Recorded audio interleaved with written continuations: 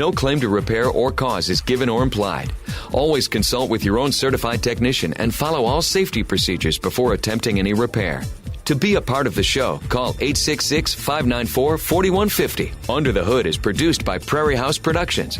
All content is the property of Nordstrom's Automotive Incorporated and may not be used without our permission. Copyright Nordstrom's Automotive, Inc. Now, let's go under the hood with the Nordstrom's Motor Medics. Welcome to the Under the Hood Show. We are glad to have you with us. Russ Evans is here to answer your automotive questions. Thanks for joining us under the hood. Shannon Nordstrom is here to do the same. Oh, welcome, hoodies. Thanks for tuning in so we can help you tune up. I'm Chris Carter here to answer your calls at 866-594-4150. 866-594-4150. I think I have all the buttons appropriately pushed now. Good. And ready to go. And Wayne has been on hold for a while from Georgia, getting ready to be the first caller in this hour of the Under the Hood Show. So let's not make him wait and say, Wayne, you're on the Under the Hood Show. What can we do for you? Yes, thank you for taking my call, and I really love your show. And I have a 2009 Ford F150, and it's got 32,000 miles on it. It has the 5.4 in it. It runs good, but when you're going up a hill or give it the gas really hard, it starts cutting out. And so I put my scan tool on it, and it put up two codes, a 7E8 and 7E9. Is that something to be concerned about? I see we got an 09 F-150 with super low miles, correct? Uh-huh. And that 5.4 liter motor, if you've listened to the show a little bit, we always talk about that being a potentially problematic motor with age and lack of maintenance, but you sound like the person that is all over good maintenance. I can just sense it. And so you're a little concerned about this right now as far as why you're having the problems. So does it just happen under a light load? Yes, it's just running down the road. When you give it the gas like you're passing a car, it'll cut out. And when you go up a hill, give it the gas pretty hard. And the harder you give it the gas, the worse it gets. I done it yesterday. I kind of put it to the floor yesterday, and the check engine light came on and it started blinking. That's the first time it ever started blinking. My first instinct is that you've got something going on in that ignition system with the age. There's probably a breakdown in the coils and the boots on that engine, and that would cause a misfire. I don't know what those code numbers are. I'm not that good. They're not OBD codes. Those are flash codes or different code. The best way to do it is to read just generic OBD2 codes and get you something. It's probably got a PO300 random misfire in there, and probably a 303, 304, 305 indicating which cylinder number it is. That's what I'm guessing that those codes would translate over to. Yeah, because then you've got a situation where the truck is apparently misfiring bad enough to make the check engine light. Did you say it flashed on and off? It did yesterday. The first time it ever flashed yesterday. Usually it just comes on and stays on for probably a day, then it goes off. I'm guessing that if you could see under that hood in the dark when you're going up a hill, you'd see spark somewhere. There's probably enough of an arc jumping somewhere with that kind of a misfire. I know the last time I had one do that was my son's truck, and it was he had taken off down the road to head back on a 6-hour drive, and as he pulled out, the check engine light started flashing. We came back and we found a spark plug wire that had just worked its way loose, and it was literally arcing, jumping spark where the spark plug wire was laying against the plug. So it sure seems like something like that. If it is a coil, how would I find out which one it is? At that age on this truck, it's time to replace all 8 of them. The coil and the boot comes together. You can buy them as a set instead of just one. You get the whole set of coils. Our partner Motorrad sells ignition coils that are really high quality, and you get the whole thing. You get the coil, the boot, all of it. And that's the way to do it, because these now have lasted since 2009. That's a long time. This is a tune-up item, and you can't just put, plug wires on these things anymore like you could with an old car with a distributor and physically inspect that coil. It's all like a complete unit, and the coil's solid state, and it's all right there. So you just get the whole set. But buy a set of them is the best way to do it. And that's going to protect other things, because if you keep driving it like this, misfiring, you're going to have catalytic converters fail on this truck. You could have cylinder damage, all sorts of stuff. So you want to take care of it as a tune-up item. What's a set? What are we looking at? I'm just throwing it out there, but maybe a few $100. Okay. And you can do it 40, yourself. but also not whatever it 1,000. is, it's 8 times whatever each one costs. So, Right. it adds Yeah. up in a hurry. Yeah. But just based on what you're telling us, that would be our first instinct. And yeah, you can have some bad things happen if you don't take care of that, but you're going to get it taken care of. We can tell. Okay. Yeah, all right. Thank you very much. You've helped me a lot. Wayne, thanks very much for the call. Good luck. 866-594-4150. Let's talk to Mark over in Minnesota. Mark, you're on the Under the Hood Show. What can we do for you? Hi, good morning. Hey, I have a 2008 Honda Civic Hybrid with that IMA integrated motor assist on it. It's a 4-cylinder. And what I'm experiencing is that the IMA light will come on and the whole system doesn't work. And so now you're not using the electric hybrid system to help at takeoff. And it just gets screwy and intermittent. And I'm not sure what's causing it. Sometimes it comes on, sometimes it works, sometimes it doesn't. And I'm just wondering if you've had any experience with that and can point me in the right direction. Yeah, you can get that light for a number of reasons. The first thing we do is scan it. We get in there with the computer and see what all the systems show, but you've got to be able to scan the hybrid system, not just the engine control system. And different scanners some will do it, some won't. So if you're scanning engine codes, you're never going to find it under general OBD2. Let's say it shows battery high resistance, battery failure, open high voltage switch. Any of those things will cause that light to come on. But the most common problem on an 08 is a battery that's going dead. It's just getting to the point. The hybrid battery? Yeah, the high voltage battery is, Yeah. and it's just getting to the point where it's weak enough that it's going to turn the light on sometimes, but after extended driving and charging, it will charge it up. But yeah, it gets to a point where you'll get a few bad cells in the battery. And you can they do sell complete batteries. Dorman Products carries a line of batteries for hybrids, and they're drop in, plug and play. You take yours out, put the other one in, and they're getting more and more affordable as time goes on. What's that? Mark doesn't. Mark doesn't take his battery out and put the new one in, right? He could. Yeah? He could. Yeah, Okay. you could look that up on YouTube and watch how it's done. It's not a huge, awful problem. Now, some of these cars are worse than others. You've got to decide if you're mechanically inclined and brave enough to do that job for whatever it is, changing a spark plug or putting a hybrid battery. And you just got to follow the safety procedures and do it. But there's no special programming on this car. We've even got a friend, Paul, over there in Armstrong, Iowa. He takes Tesla batteries. These people that are told $20,000 to put a new battery or $25,000 in their Tesla, they're transporting them across the country to his place, and he's physically disassembling the batteries, testing every cell, repairing them, putting them back together, and then sending the cars back. So that's what's happening. You've got a big battery with a bunch of cells in it, and more than likely, after 2008 to now, a few of those cells are failing, causing the whole battery to send information to the IMA system in the car saying, yeah, you don't want to keep charging this thing because a few cells are shorted. We could overload and cause fire. So it's shutting it down. And it's a simple thing, but it's a big thing because most people are not going to take a battery apart. We suggest you never take a battery apart. Just think about that. 25 years old. 15.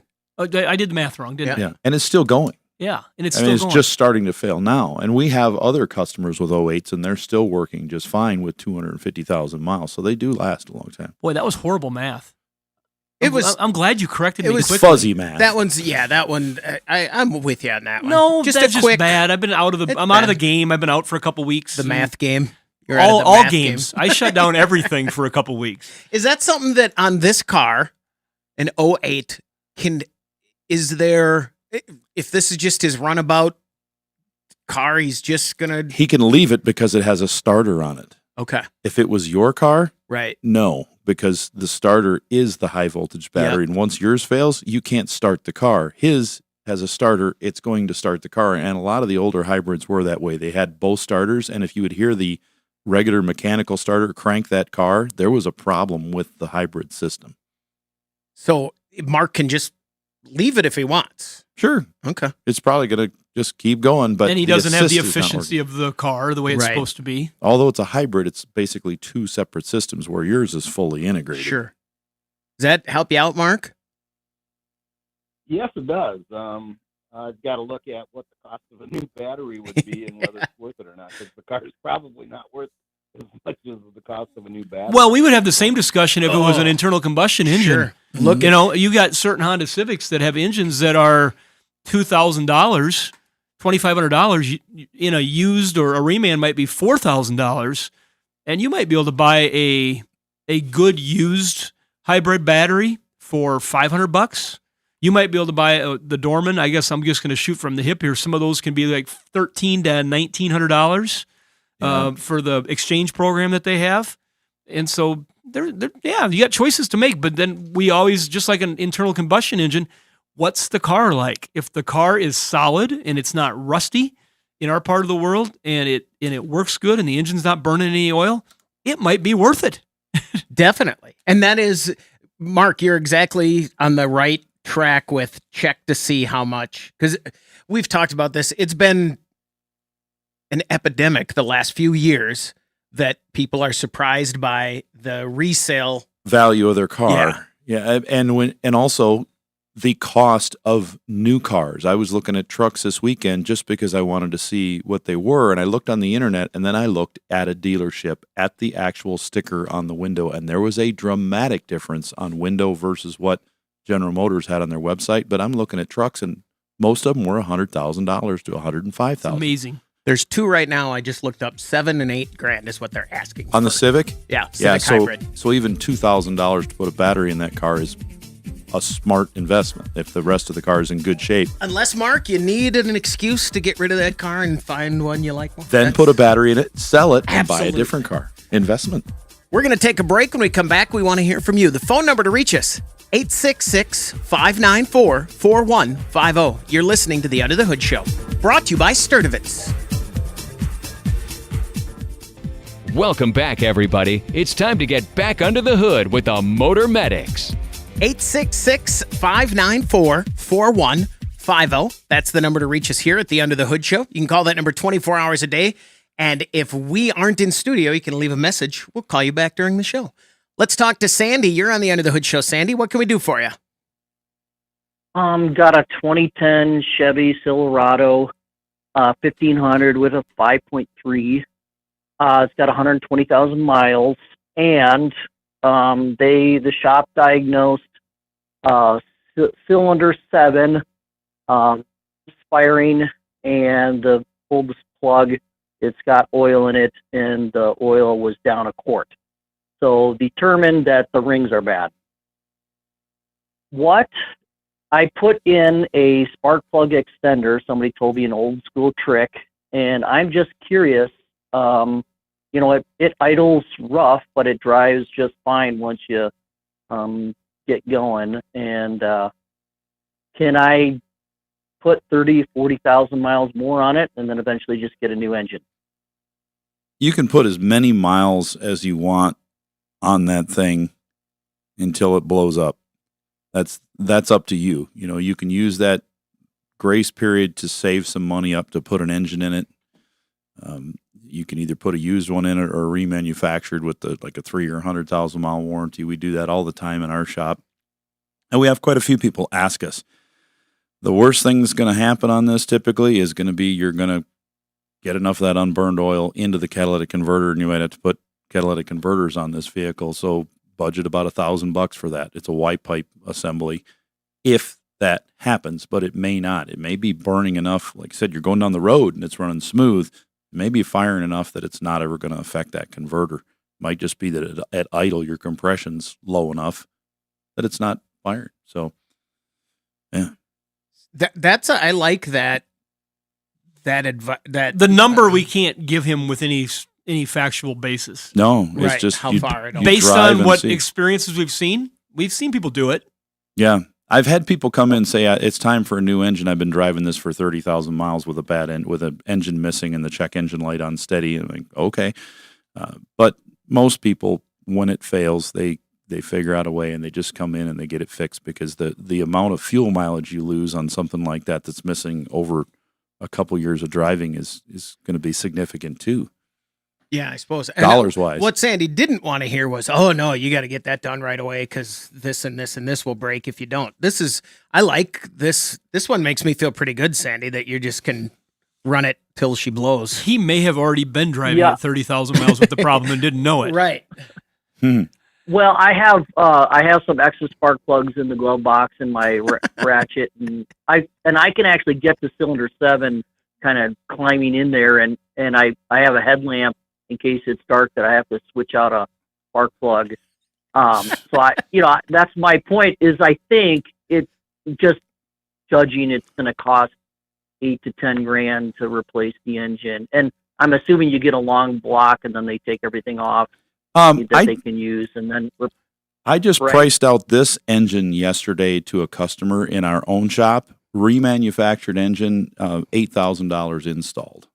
Okay. And that's everything: the engine, fluids, filters, seals, gaskets, tune-up items like the spark plugs, coil boots, thermostat, everything you could, or plug wires on this one. But so it's fresh, other than your original alternator and AC pump that goes back in. With a 3 or 100,000 mile warranty. Now, wherever you go across the country, you can take that price and take off maybe $500 to $750, but then you could add up to $4,000 depending on where you go, because I've seen them priced in our own area at that. So you just got to kind of look. But if you ask, one thing, Chris, that I just want to tell Sandy, if he hasn't done it yet, do a leak down test on that cylinder and just, yes, you're losing oil, but just confirm where that is going. You just pressurize that cylinder at top dead center and see where it's going.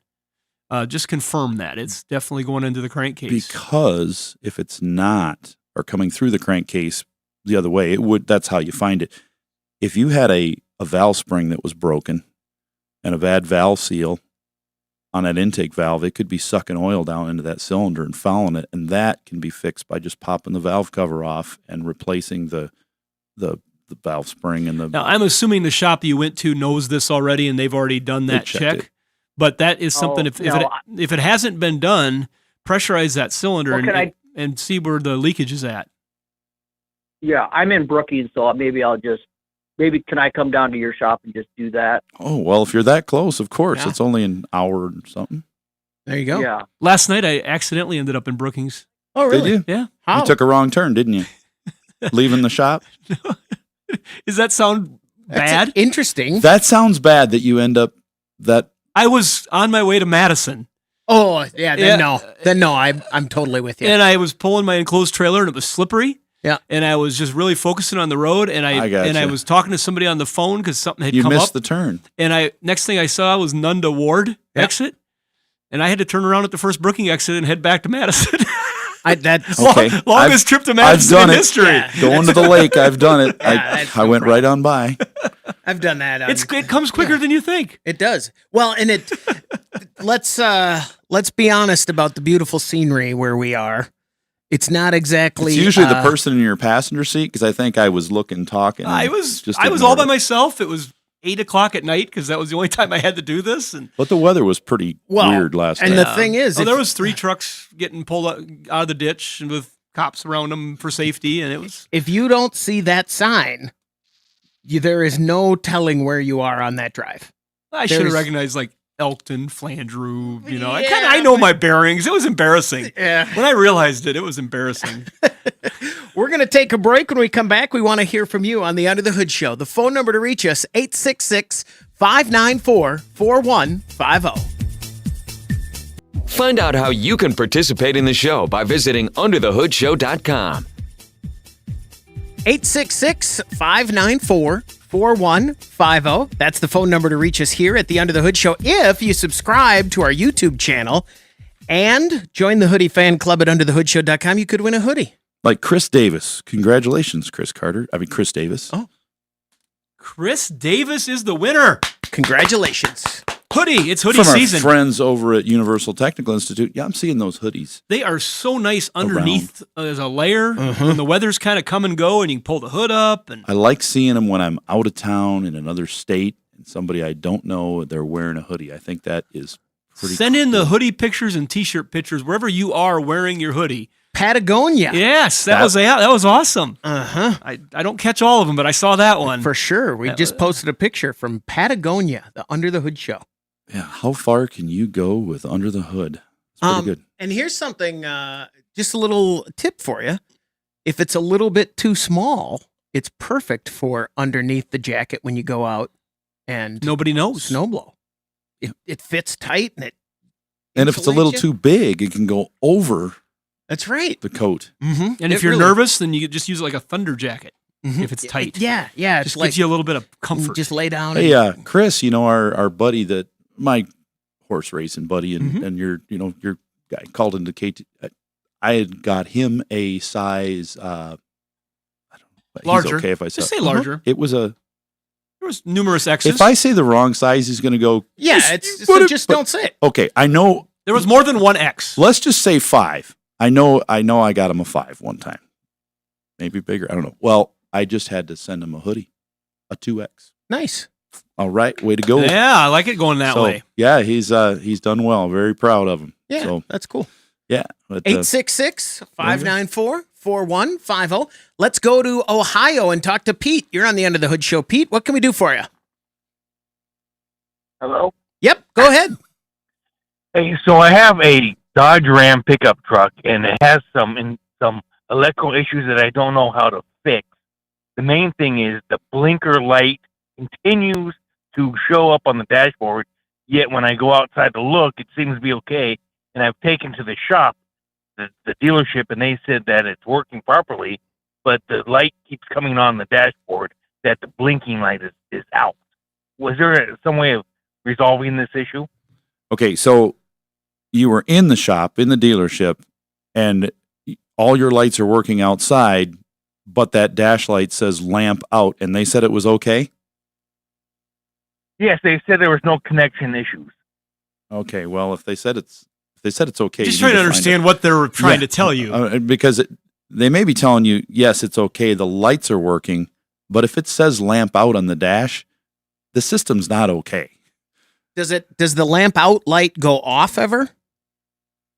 Yes, it goes on and then it comes back on. Oh, okay. So So it- it could have been off at the time. We'll give them that. Maybe it was off when they checked it. Okay. Well, the way that system works is it measures resistance of every lamp on the system. And when it sees a change in that resistance, telling it that the bulb is burnt out or shorted, it says lamp out. It knows it's not operating properly. Sometimes that'll happen if somebody taps a trailer wire into one of these things instead of using the proper wiring system that's on the vehicle already, because they're all equipped with that now in a 15. So it's one of two things. Either the vehicle has the wrong bulbs in it, like it's had aftermarket LEDs installed. That'll do it almost every time if they're not the right, Matched up properly. right. If they're not right, Uh-huh. even a set on the front that's different than the rear will do it. The other thing that'll do it is a failing wiring that's corroded a little bit, or a mouse chewed on something and opened it up so it's getting a little different resistance because there's water now flowing across that wire, even though it's operating. And then the last thing that does it is a failed module in the vehicle, that module that detects what's going The on. lamp out, but light. Yeah. So it could be one of those things. The way to go about this is physically look at the lights. 1, that's been done. 2, make sure you don't have any shorts in that wiring. 3, then you get your multimeter out and you check the resistance of each circuit that's on that system, so you know and can compare what's going on. And then 4, don't fix it because it's going to cost a lot of money. Yeah. Just leave the lamp That's what out I was on. afraid of. Yeah, that's.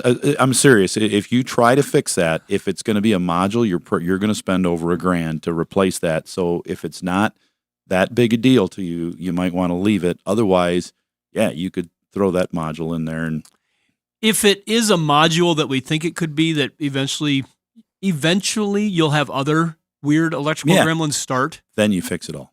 But if it's just involving your light indicator, I'm with Russ on this one too. We're on a roll today. Chris loves when the solution is leave it. Yeah, for sure. Does that help you out there, Pete? Great. Yes. Thank you very much. You Yeah, bet. great. That is exactly that. Yeah, just leave it.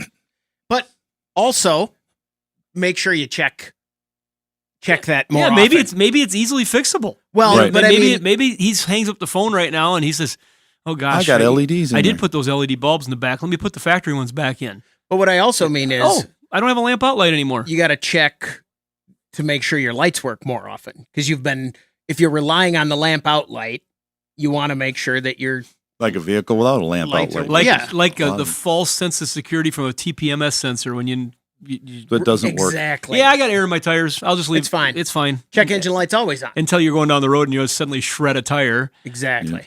Yeah, and that is the perfect example because that's happened. That's happened to everyone. I think. Let's A lot of people. real quickly. I mean, if they've had a TPMS issue, they end up with the flat tire because you forget about it, you ignore it. Let's talk about Ram trucks. Yeah, so Ram now, equipped with a diesel engine, about 2013 on up, has just been fined in the billions. Let's make sure we say it The correctly. the Cummins Cummins engine has in the been- truck, but it's part of Ram, so Right. they're all But grouped it together. seems like all the things I've read have really been specifically at Cummins. Well, they're trying to throw the flag that way on purpose. You always do, especially when you're talking about things in the billions. But they have $2 billion. they have ordered a mandatory recall of every truck with this diesel engine. Going back to 13. This means Well, the truck. it was 13 to 15, Right. and then from 17 to 18, they have some other ones that they said had illegal software, but it was not affecting the output of emissions. And they're not but talking they still about have to be fixed. They're not talking about the little ones like in the Jeeps and things. They're talking about the big Cummins engine. And this is something where if I drive that truck, I didn't have anything to do with it. I don't know what's going Right. on. I just get a letter. But here's the Right? thing. Or- Here's what's going to happen. Well, with there this. could be. It depends on how hard they want to come down in the state you're in. Okay. and federally, Because this started in California, yeah. and it was and they teamed up with federal regulators on this case. But let me be clear. This is recalls of trucks that I didn't. It's my truck that I didn't Yeah. do anything to. Exactly, it's Okay. it's like Right. the Volkswagen Right. Jettas exactly. and Yeah. everything with that Okay. deal. Here's the thing. It's a EPA mandatory recall, which means these trucks, Violation of the Clean Air Act. these trucks by law and punishable under some extreme fines, no matter what state you live in, if they choose to do it. I mean, the EPA can come knock on your door. I mean, it doesn't happen very often, but we've seen examples of it happening, even in states that are not clean air, so-called states like ours. If you own a truck, if you own this truck, you're basically ordered. You have to bring it in, and you have to have it, the software changed. This also means all the trucks that have been deleted on the road, and there are hundreds of thousands of them, with exhaust pulled off, with EGRs all removed, all that stuff. Which means now, I'm reading these message boards, and there are some people. This is a problem for some people. There are people so now, in if California. I did have some work done. Yeah, there are people in California, there are people in Michigan, Minnesota, Arizona, Colorado that are saying, "Oh, I'm not taking my truck in there. They're not going to change it." It's like, well, here's the thing. Some of these states are already saying you have to bring it in. We will inspect it, and if it's not the way the factory intended it to be, you won't register your vehicle. And we've seen examples of trucks that have been brought here to our state and sold because they couldn't be registered in Arizona and California because they had some small stuff done. So unlike Volkswagen, where those were just all stock cars people were driving and they were worried about a little fuel mileage change, now you got these trucks. So we'll look down the road and see what this is going to do a year from now, how much has changed. But my curiosity, my first thing that came to my mind when I heard these been recalled, I said, oh, big deal, another recall. And then I thought, if the software was changed to change emissions, how much did that gain them in towing capacity? Because Ram trucks have always been just a bit ahead of everybody else, it seems, on towing when they introduce their next new model. They're really strong. You know, there are a lot of foot-pounds being pulled there. So I'm wondering, if you take a truck that was purchased, let's say 10 years ago, that could tow X amount of pounds, and it's 100% stock, and then you fix the software by uploading this new software that makes it the way it's supposed to be, does that tow rating go down?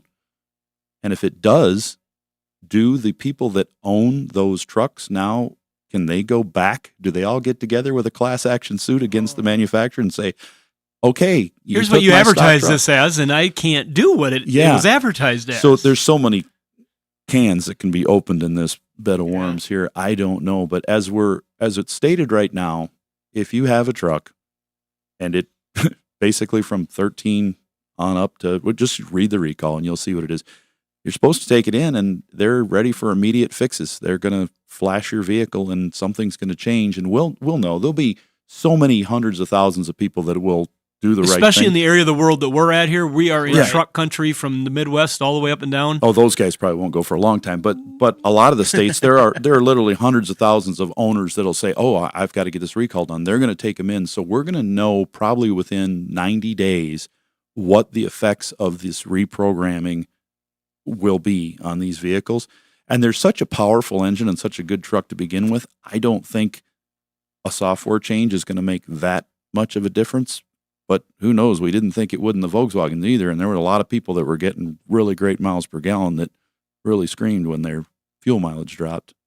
866-594-4150. Let's go to Mississippi and talk to Edward. You're on the Under the Hood Show. Edward, what can we do for you? Yes, I got an old Mitsubishi Spider, and about 2 months ago or maybe longer, my heater went out in that thing, and I couldn't get nobody to fix that thing right, so I kept on tinkering with that thing.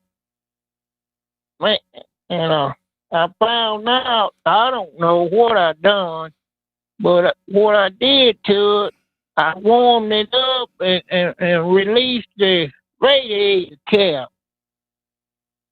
and let it boil out, and then I raised it up again, kept raising it up, and then all of a sudden the heater started warming up. Now, what did I do or what was wrong with that car?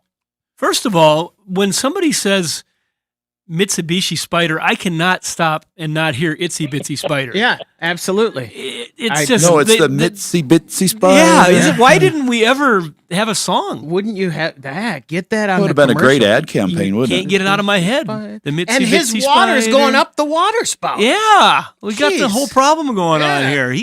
He's dangerously let an airlock out of that thing. So I'm guessing that this car, you didn't lose coolant at some point, did you? Did you put a new thermostat in it like a year ago before the heat went out? Not I know. Nothing? But after it started warming up, I added some more antifreeze in the reservoir. Okay. So what's happened is you've got what's called an airlock. Most cars have a coolant fill procedure where you either have to vacuum them down with a vacuum tool and then it sucks the antifreeze in to remove all the air from the system, or you open up a valve and vent some of the higher parts of the system and fill it from the highest point. So there's different ways to do it, but you had an airlock in there is what the problem was. Now, airlocks are caused by either a leak in the system, a bad radiator cap, leaking radiator cap will do it. When we've talked to our partner at Motorrad, they were made famous originally by their closers, the caps and things like that. And it's, they'll tell you it's important every time you flush that system, which is, could be 2, 3, 5 years, whatever it is, put a cap on it because caps are inexpensive. Plus they seal the system. You're not only just sealing it, but it has to release. There's a spring in there and pressure goes out into the overflow bottle and then it sucks that coolant back in, because as the stuff expands, if you didn't have any way to let it go anywhere, the radiator would explode because it would just be bending back and forth from the like a pressure cooker. It's not that strong. So you got to have a good cap on it. The system, if you had a bad cap, it may have just got air in it over time. And when it did, this would happen. In the worst case, you got a head gasket going out. Those cars by 07 weren't that bad for head gaskets, but we saw a few of them in that Mitsubishi engine. If that's the case, it'll happen again quickly. But if anything, I would at least put a new Motorrad radiator cap on the car, bleed it out again like you did, and then drive it and see what it does. If it doesn't do anything, you're fixed. And if it does, then he needs to do an exhaust gas test. Yeah. On the on the coolant. Make sure it's not. Yep. There's a test kit you can buy or you can borrow, or not borrow, rent. But you need to check that out if it doesn't have. And be careful when you're playing with that hot coolant. Be careful. When I heard him saying pulling radiator caps off, that's how people get really burned and really hurt. Edward, thanks very much for the call. Good luck. 866-594-4150. We're going to take a break. When we come back, we want to hear from you on the Under the Hood Show.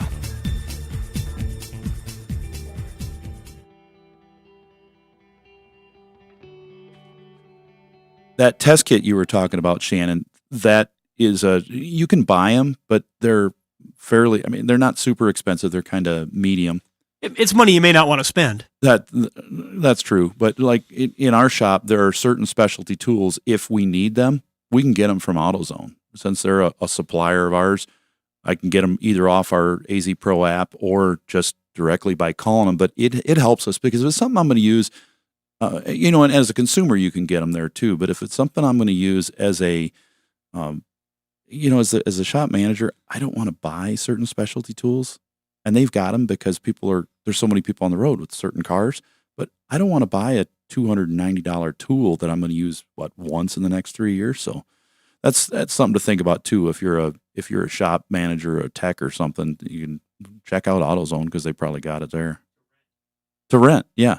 It's a rent free. I mean, there's all sorts of different ways. Sometimes they'll do it as a service if you're a customer that's buying a lot of parts from on a regular basis. Sure. Yeah, I mean, you just gotta get in touch with them, and that's the best way to do it. Make a radio appointment each week to hear the Nordstrom's Under the Hood Show. 866-594-4150. Let's talk to Adam. You're on the Under the Hood Show. Adam, what can we do for you? Hello, I have a question on my pickup. My mechanics, it's been jerking and shaking. My mechanic said there's a cylinder out. Uh-oh. What would that cost the guy? Well, and then he said something about there's another something with the fuel regulator or something. Fuel deal. Okay, we gotta learn a little more probably here, I think, to really give you solid advice. AFM, active fuel management. Were those few words thrown around? Cylinder like that, cylinder out, active fuel management, lifter failing, thing like that. Yeah, that's an LT1 style engine that they started in 2014. Well, hold on. We haven't said that yet. What? It's a 2015. Oh, we haven't? Nope. I just read it, and I know it, but nobody else does. Exactly. Oh. He said cylinder number 7 that's out. Well, with that engine, it could be a direct injector, could be a fuel injector out that's caused it. It could be a lifter failing, cam failing. Did he tell you it needs a whole engine or it needs repair? External? He didn't say a whole new engine. Okay. How many dollars were quoted? Yeah.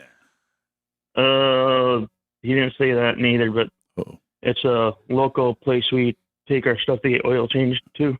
Sure. All right, well, let's just give an overview, Russ. I mean, here we got a 2015 Silverado half-ton, correct? A 1500? Yep. 5.3 liter or 6.2 liter engine, correct? Yeah, I think so. Yeah, it's probably a 5.3.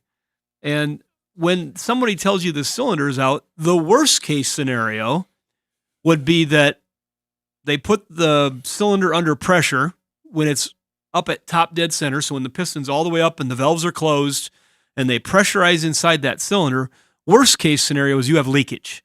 It's either leaking by the piston and it blows back down into the crankcase because the cylinder rings or the cylinder wall are worn out or have a problem, a nick, a damaged spot, a line.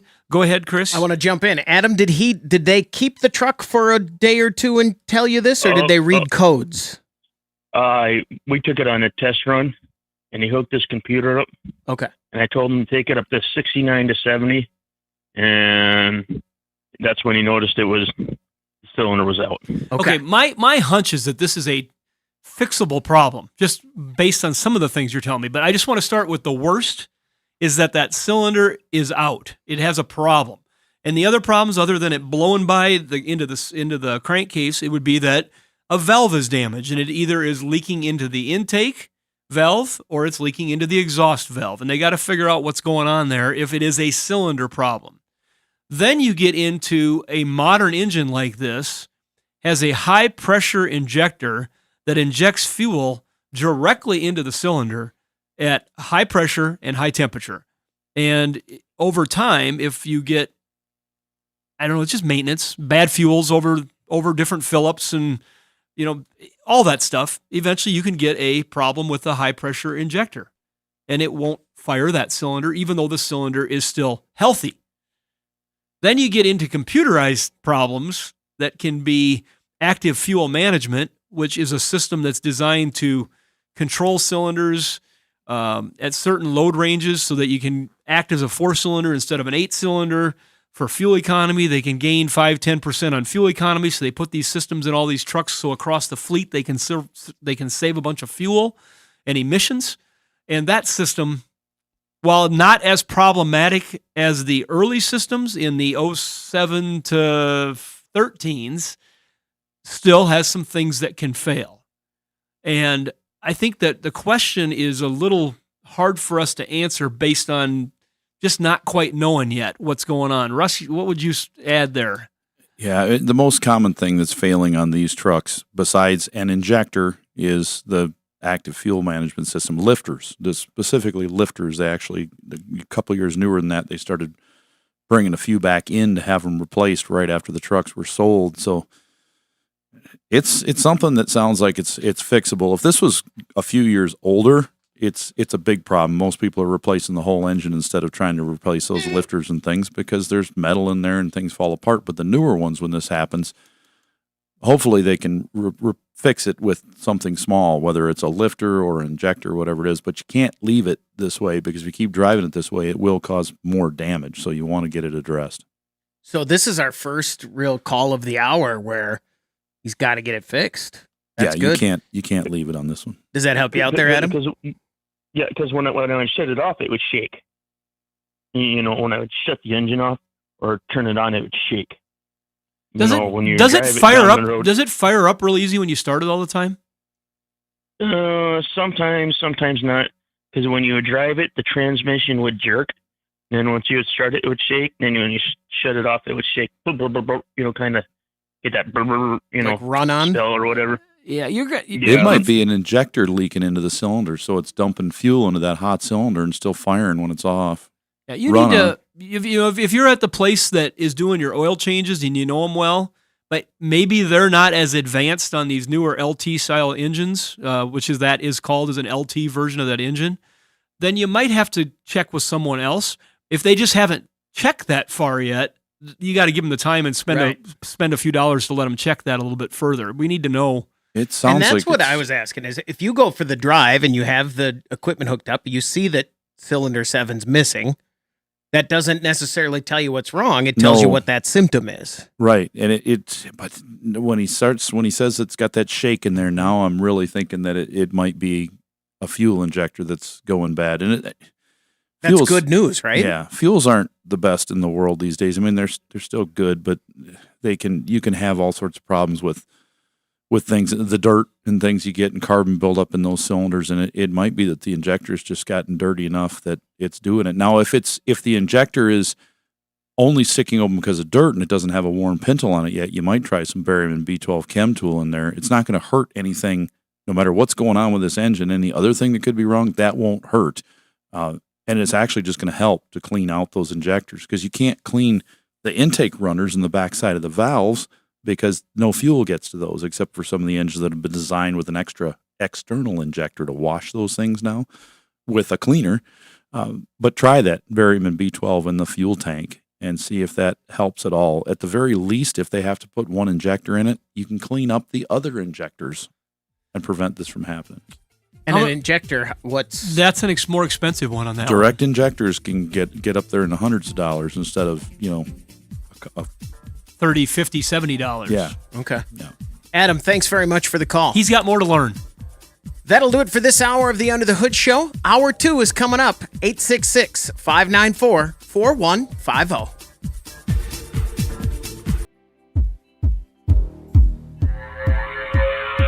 You're listening to the Nordstrom's Under the Hood Show with the Motor Medics, Shannon Nordstrom and Russ the Super Tech Evans.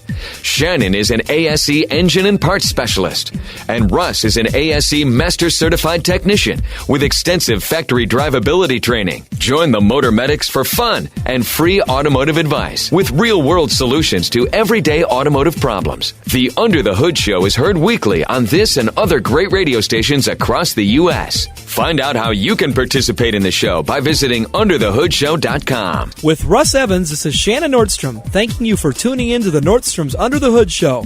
Have a great day, and remember, PTLA. The opinions heard on this program, based on the many years of experience of Russ and Shannon, are offered for entertainment value only and as a guide to your repair needs. No claim to repair or cause is given or implied. Always consult with your own certified technician and follow all safety procedures before attempting any repair. To be a part of the show, call 866-594-4150. Under the Hood is produced by Prairie House Productions. All content is the property of Nordstrom's Automotive Incorporated and may not be used without our permission. Copyright Nordstrom's Automotive, Inc. Now, let's go under the hood with the Nordstrom's Motor Medics. Welcome to the Under the Hood Show. We are glad to have you with us. Russ Evans is here to answer your automotive questions. Thanks for joining us under the hood. Shannon Nordstrom is here to do the same. Welcome, hoodies. Thanks for tuning in so we can help you tune up. I'm Chris Carter here to answer your calls at 866-594-4150. 866-594-4150. Want to welcome you back real quick. You were in Hawaii, and now you're here under... We've gotten all the snow in the entire year and the bad weather since you got back. How is it? Is it fun? It's wonderful. You know, we had a great trip. We went from Wednesday, like boogie boarding in Hanalei Bay, to scooping snow when we got back, like immediately. So it was a big transition. No, it's good to be back. I'm back to my real world. I was in a fake world for a while that I don't live in, but it's fun to visit. Yeah. And so we had a good time. Had a good time as a family. It's something we've been trying to do for a long time, and the kids are getting of an age that as they start their careers and start doing different things, it'll get harder and harder. So we made it happen this year, and memories for a lifetime for sure. Welcome back. Yeah. 866-594-4150. Let's go to Mississippi and talk to Jeff. You're on the End of the Hood Show. Jeff, what can we do for you? Yeah, guys, I've got a 2005 Jeep Grand Cherokee with the 4.7 liter, and I've had a couple of codes for quite some time, most to do with the catalyst system. There's a P2096, P0430, and I've also got some like a generic miss and a cylinder 7 miss, and I've chased this thing as much as my shade tree mechanic abilities can do, and just to without taking it to the shop. I mean, the vehicle runs great, got a lot of power. It just at idle sometimes it'll stumble a little bit, and there's an exhaust. You know, there's a smell coming from the exhaust. But like I said, I'm at my wit's end on this thing. Well, those converter codes are going to be there, even with brand new cats, if you have a misfire, because a misfire is the worst thing you can do to a catalytic converter. When you dump in unburned fuel into there, and then you got a hot converter, and you're just melting the thing down, then you get that. You know, if you run it too lean, run it too rich, you get all sorts of problems. You get that rotten egg smell out the back of it. That, though, is telling you that the converter's actually still working, at least to a point. May not be as efficient as it should be, but it's working. But yeah, you've got to get that miss fixed first, and that engine miss it's going to take more diagnosis. They're going to have to do a leak down test on the engine to find out if the cylinders are all in good shape. Are you leaking past valves? Are you leaking past rings? Those have to be addressed first. Now, some of these have had some issues with rocker arms and camshafts wearing and things, so the valves don't open properly, and then you get a misfire. That'll cause it.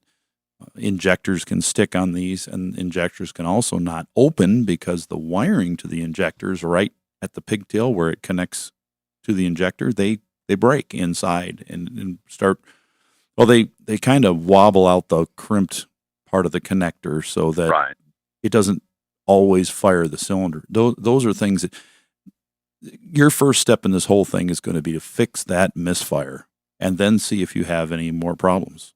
That's going to be the cheapest thing because if you throw a cat on it, I guarantee you're going to have another failed cat. Start with the the thing with the catalytic converter, when we bought the car, it had an exhaust leak, and when they went to repair the leak, they told us that because I think this thing's got a couple of catalytic converters on it. Yes. They recommended we change the whole from the front to the back, so we did that. So it's got fairly new catalytic converters on it. Wow, you spent some money there. Yes, we did. Much to my wife's aggravation. Was that a $2,800 bill when you put the exhaust on there? It was close. This was a couple of years ago. This was $2,200. Yeah, I believe is what it was. Isn't that frustrating? When you're just sitting on a national radio show, having to admit you spent $2,200 and you still have the problem. Mm-hmm. I'm not trying to shame you, just because it happens so much. Well, right. Well, it did have a huge exhaust leak, so we did fix the exhaust leak.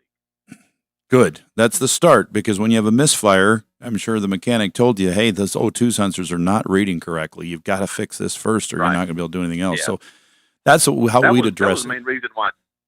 Yeah, that was the main reason, like I said, go ahead and change all that stuff out. Mm-hmm. I figured that would take care of that problem, and it did not. And we've had in our own shop, that's fixed it multiple times on many vehicles. So we'd start with that, and then we go and address the other things, but we tell them, we've got to get these other things fixed.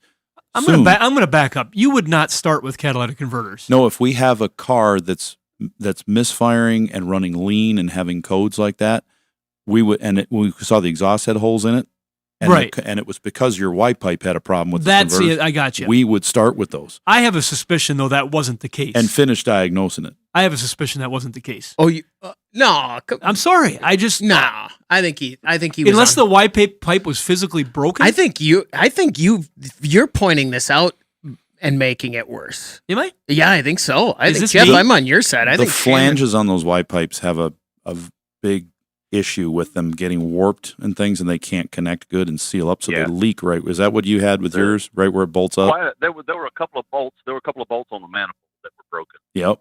Okay. What do you have to say about that, Shannon? I'm still not. I'm just going to be quiet because exhaust is to me sometimes overprescribed. When if you do shop a little bit, and even I've seen at our own shop, there's repair kits that they sell for certain sections of exhaust. You don't always have to buy the whole system. If it was physically if it was physically the Y pipe with the converters that was damaged from something, a heat warpage, a broken weld, that sort of thing, you're kind of at no choice but to replace it. But there's other times that a lot of that stuff can be repaired. Why can't we just assume that was the issue with Jeff's? Chris, I got a great analogy. I'm trying to help our hoodies. This is like keep your minds open. When I look at it and I say, okay, we could do this, we could do this, we could do this, and we could take it out, or we could just take the thing off and put a new assembly on it and it would be fixed. It's like when I say, Shannon, can't you just go out into the yard in this snow and take that door window motor plug-in off of the door? All you have to do is take the door panel off, cut the thing off, and then you can sell the rest of it. I'm sure you could do something with it. Let me just sell you a brand new motor. Here you go. Yeah. It's on the shelf in a box. It just depends. And we look at each one because we want to save the customer money, which gains trust, and they tell other people, and then more people come back. But we also want to be as efficient as we can in the shop. So there are times where, yes, there's another way to fix it, but there's a faster way that's not that much more to just do it right and be done with it.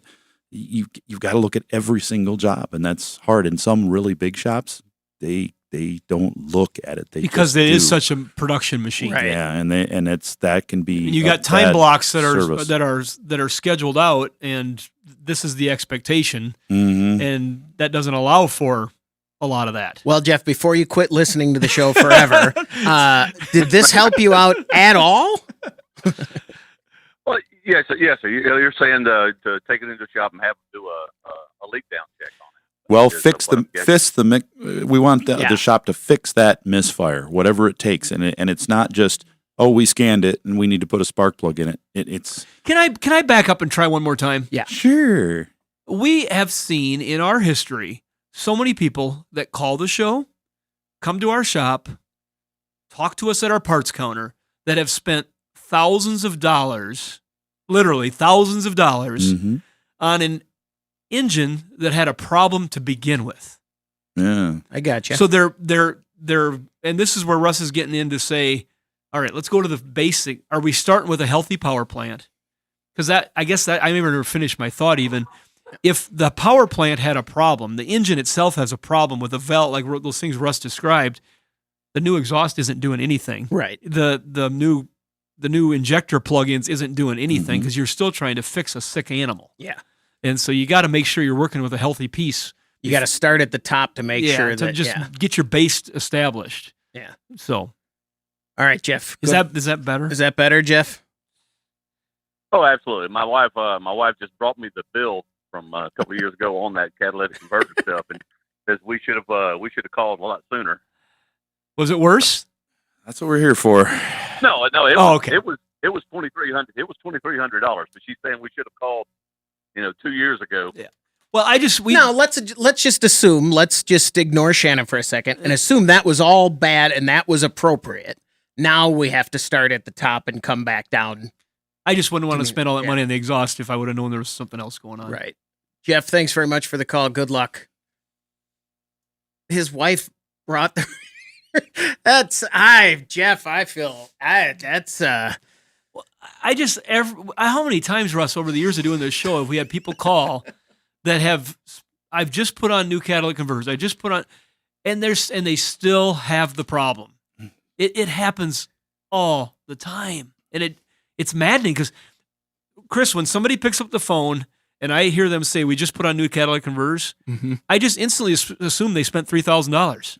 Right. Or $2,500 or $2,200 in his case. And I'm like, oh, they've already spent that much money and they still have a problem. But if you don't do it every day, you don't know what they're fixing. You have to trust wherever you go. I've had people do work for me over the years when I didn't know how a system worked and said, well, you guys, your name's on your truck. You must know what you're doing. And I let them do it. And then later I learned how to do it myself and realized they didn't have a clue. They should have done it a different way.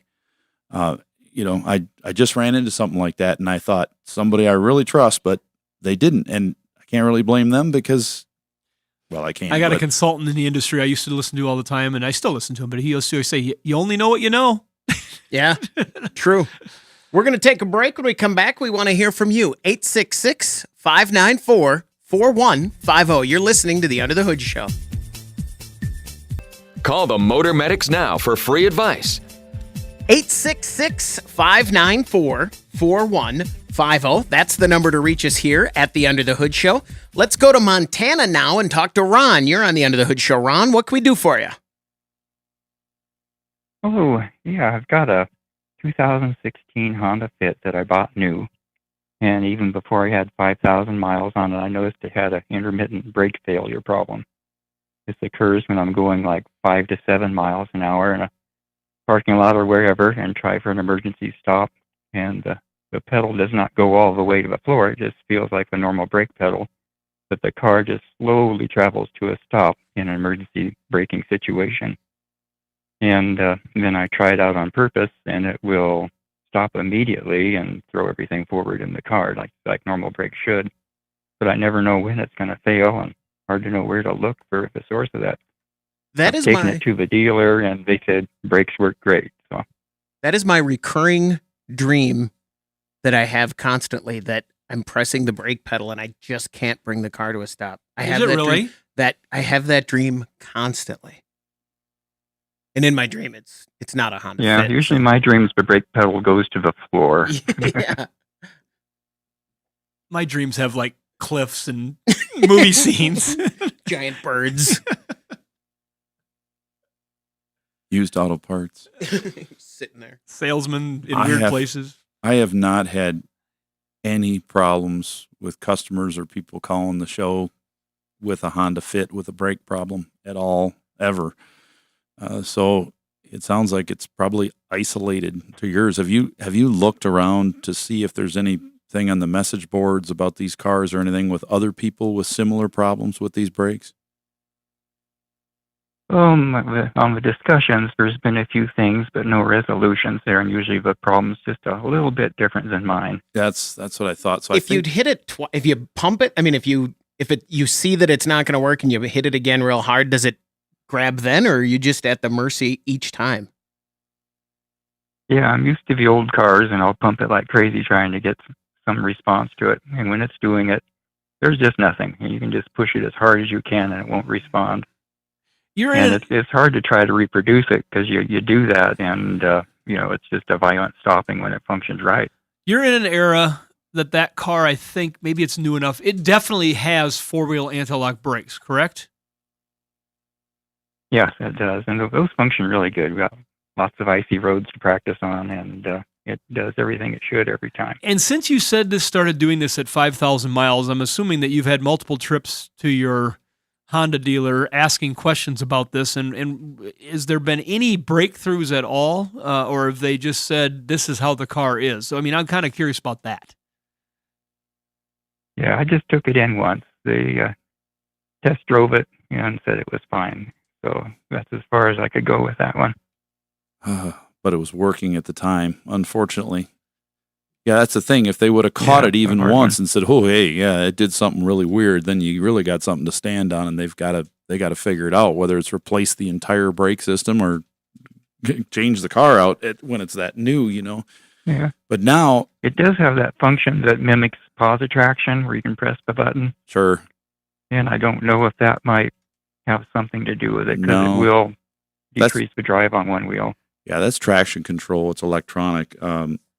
What you're having, though, if it's got a pedal, if it's not sinking to the floor, and you can stand on it with both feet and it still doesn't stop, it sounds like something mechanically is causing that resistance. And it couldn't be all four wheels aren't going to do it. And if you had one not work and the rest of them did, it's going to stop. So to even have two that would do it at the same time would be super unlikely. So I would have to say that it's either got to be in the master cylinder and booster, one of the two, or both. Something's going on in there where they're put together, or the electronic four-wheel analog brake system, where something's happening electronically and it's closing all the inlet valves off. So when you step on the pedal, the fluid's not going anywhere. You got a rock hard pedal because there it is. Driving it, you could kind of know the difference. If you were a mechanic and driving it, you'd know the difference between the feel of, I have vacuum assist, but the pedal's not moving because those valves are closed and it's a hydraulic issue. So the pedal would move. If you can feel that when you stand on it, it has kind of a springy move to it, like you're pushing against a fluid, but it's not going down at all. Or if it's rock hard, like you put a brick under the pedal and it's just hitting something solid. That's the difference you're looking for. It's a springy feeling. It's a springy. Then it sounds more like I would lean more towards not a mechanical problem that's happened where it's binding up in the, which would be most unusual. More like a problem with the ABS control unit, which could happen if there's something that wasn't right. When it's happened, have you seen a red brake light or anything different from your lights on the? Or are you focused out the windshield? What you're going to hit. Yeah. Yeah, just focused out the window. Can anything get in the way of that sensor for the anti-lock that would do that? Not that would cause this. It would cause inadvertent activation where the thing would go off. And you sound like you keenly know how that feels because you said there's you tested no error in there. Yeah, if it doesn't do that, then it's not activating, and so it would have to be something completely unique. Now, unless the check valve. You say it has no brakes. If you step on it with both feet and it stops, if you lose the vacuum assist. It has very little brakes. Little. It's not coasting to a stop. It's just slow resistance. Well, one thing you could try, you could find yourself a big open closed mall parking lot where there's nobody around, or a big school or something on a Sunday afternoon. Find the vacuum line that goes to your brake booster, your hydraulic brake booster under the hood. Unplug it and cap it with a plug, whatever bolt, whatever you got to do. Put in there so it caps it so you're not losing vacuum in the engine. Then start it and drive the car at those low speeds. If it feels exactly the same, then the problem you're likely having is that the brake booster is not working and the little valve that's inside of the booster is just not opening when it should. And that can happen. I've seen that happen, and that would require just putting a new booster in it. I have 2 questions so I can sleep at night, and I'm not being facetious. This really will affect me if I don't know these answers. Does it? You say it happens like at 5 to 7 miles an hour. It doesn't ever happen at a higher speed? Right, never. And when you say it intermittent, is it a couple times a year or a couple times a week? A year. Okay. All right, now I'm okay. Yeah, it has to be a situation where it's an emergency stop, and that just doesn't happen that often. Sure. And an emergency stop. But that's when you need it. Yeah, that could Right. that could be Yeah, that vacuum. that's the spooky part. The vacuum switch inside that brake booster. Yeah, is that a hint that it's a fast? Yeah, a vacuum booster works by applying vacuum to suck the brake pedal down to the floor. And it does that by when you step on that pedal, it opens a valve and pulls it down. Going back to your question, Russ, Ron, This is occurring at an idle. if you took this to a parking lot, could you do 10 emergency stops and make it happen? Or it would still be in? I don't know. Never tried I it. haven't tried that many. Okay. Have So to that's, go to the local rest stop and try it out. Yeah. That's is that any sort of a I'm just tell? Yeah, I'm kind of thinking that it might be the vacuum switch inside that brake booster that's just, if you stomp it hard enough at the higher vacuum that the engine would have at those low speeds, that it's not opening, it's getting jammed somehow. I also would try it at like 20 or 30 miles an hour in that parking lot. And then if it happens at all, I would park the car. And I'm not kidding. I mean, if it's an emergency, that's You might get to your 5th time and you might have the cops show up because they think you're drunk. right. And you might not get your 10 tries. Now I'm not going to sleep at all. Ron, thanks very much for the call. We're going to take a break. When we come back, we want to hear from you on the Under the Hood Show. 866-594-4150. Get your planner out right now and schedule your next radio appointment with the Motor Medics. 866-594-4150. That's the number to reach us here. If you subscribe to our YouTube channel and join the Hoodie Fan Club at underthehoodshow.com, you could win a hoodie. Like Mary Billingsley, congratulations from our friends over at Universal Technical Institute. Give them a call. Mm-hmm. The time is near. Yeah. Yeah. You should. You got to check them out. And really, their website will show all. They've got videos there. They've got testimonials. They've got everything you'd ever wanted to know about Universal Technical Institute, which is the place you will go if you want to be, if you're mechanically inclined and you're thinking, hey, I want to make cars my living. You can see everything has changed so much. It's not what it was just 5 years ago. Everything has changed. Man, woman, child, it doesn't matter what you are. If you're thinking, hey, I might want to get into this field, uti.edu will show you everything about it. And 2 years goes fast. As my brother would say, you can do that. It'll take 2 years, or you cannot do it. And in 2 years, it'll still be the same amount of time. It's just time. Time flies very quickly. 866-594-4150. Let's talk to Matt. You're on the Under the Hood Show. Matt, what can we do for you? Hey, guys. How you doing today? Fantastic. Good. Hey, I've got a 2014 Ram 3500. I guess I'll say probably last summer when it started to really warm up. I was driving along and all of a sudden I was like, oh my goodness, why is my butt so hot? And I looked down and my heated seat was turned on. And every time I'd start up the truck, I'd let it hopefully cool down a little bit, but I'd walk in, hop into my truck, and I noticed that the heated seat was on. Then I looked at my dash, and I saw that the external temperature was reading negative 40 degrees when it was about 80 or 90 outside. And so I was like, okay, what's going on here? Did a little Google search, and sure enough, the temperature sensor, I believe it's on the driver's side rear view mirror, the side view mirror, was broken off. So that's the cause, and of course, not wanting to take any time to get it into the shop to get that fixed, I just decided to do a little workaround. And I went into the settings and changed it so the automated or the heated seats would not automatically come on. That's what I would have done. That's all good and great. But now, Air conditioning. I don't think it's really, it's not heating up unless I'm driving it and driving it extensively. Like if I turn it on now, with the lovely weather we're having here in Sioux Falls, and let it sit for 20 minutes and go to get in it, it feels like it's been running maybe 2 minutes. It's not heating up. But then once I start to drive it and, you give it some gas, then it starts to get warmer. But you come to a stop and you pull your foot off the gas and it feels like it starts to cool down a little bit. Just wondering what might I be dealing with? Is this a diesel? Yes, sir. Congratulations. You get to take it in for the recall. But not for the heat, just for the emissions. You know about that one, right? We talked about it extensively earlier in the show, but that's the doozy. But let's talk about yes, 14. He's in the recall. I think he's in the right group there. He is. He's in the group. Pray it's not deleted. Anyways, let's go to your heat. You can hide in South Dakota. Heater cores.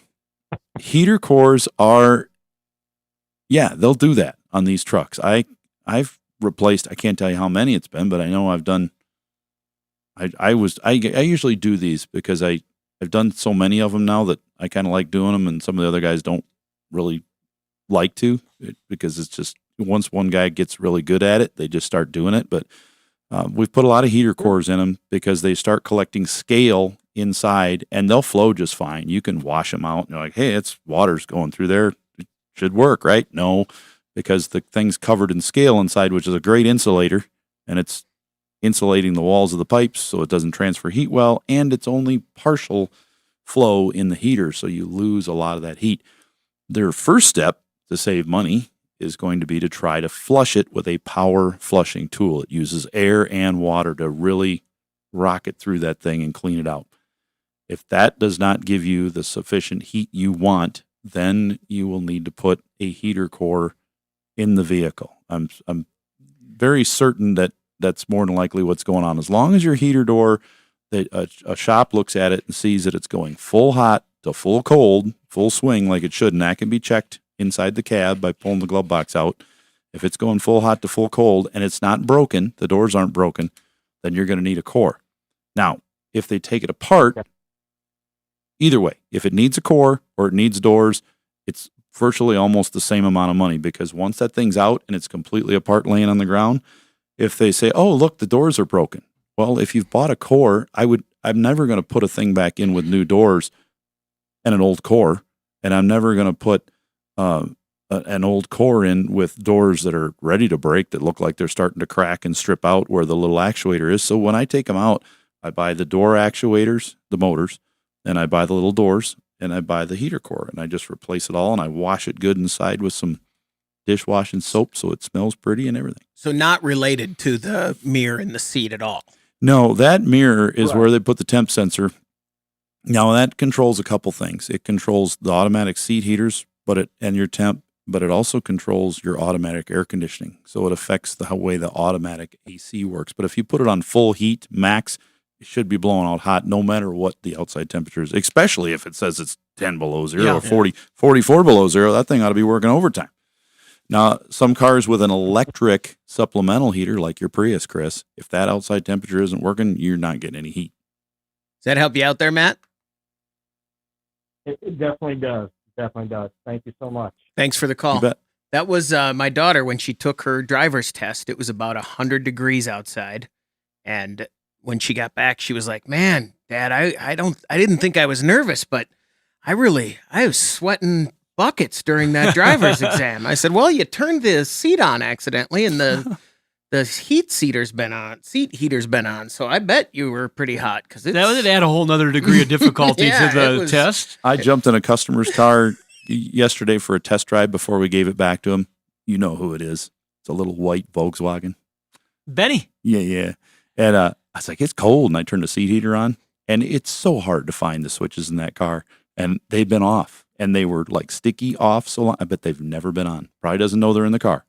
So I told Jake, I said, I'm going to turn the seat heater on and leave it on. He goes, no, don't you dare. I'm like, come on. He's like, no, don't. Because he'll be right back. I've had so many customers come in of all ages that are like, this does this. This is my steering. The best one that I've had in my whole career has been, my steering wheel's bent. You guys worked on my car and my steering wheel's bent now. What are you talking about? It's bent all. I'm like, what? And I go out and look, and it's a Ford. It's adjustable. And it's tilted up because you push the turn signal stalk forward. It's in the Ford trucks and some of the older cars. You push it forward to adjust it. Uh-huh. Well, they never knew it tilted. No, it had tilt wheel. It's always been straight.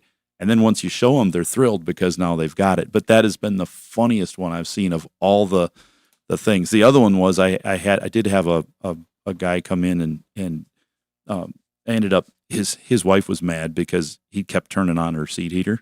So I pulled the switch out. It was in a Monte Carlo with the center seat heater thing. I pulled the switch out and I reversed the plugs, put it back in. It only takes like a second just to lift it up as I switched them. So he'd be like, oh, watch, I'll turn her heater on. And then his was on? Turn his on. Robert, you're on the Under the Hood show. What can we do for you?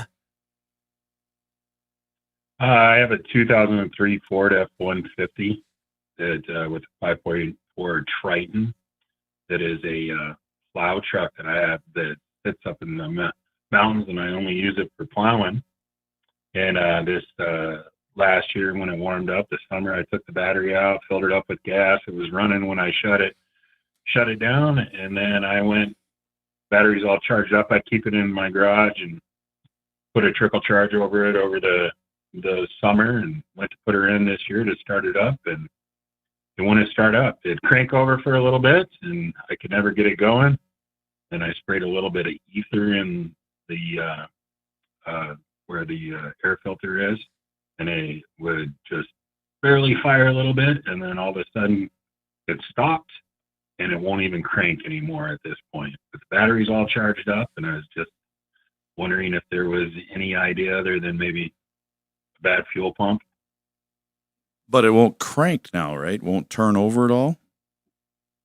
Not at all. It did for a good 10 minutes. I could crank it, and I'd let it sit a little bit and crank it again and had a full charge on it. But now I go to turn the key and it won't even crank.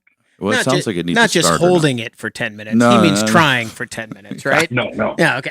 Periodically, I'd go after it for a little bit, let it sit for a Swear little at bit, it a and couple then come back. times, try again. Kick a tire, walk away. Yeah. Pump on it.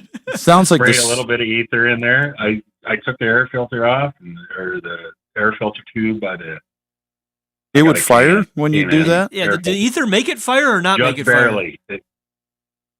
It would just barely fire, like it was getting some of the fumes in there, and then it would just barely, and then that was it.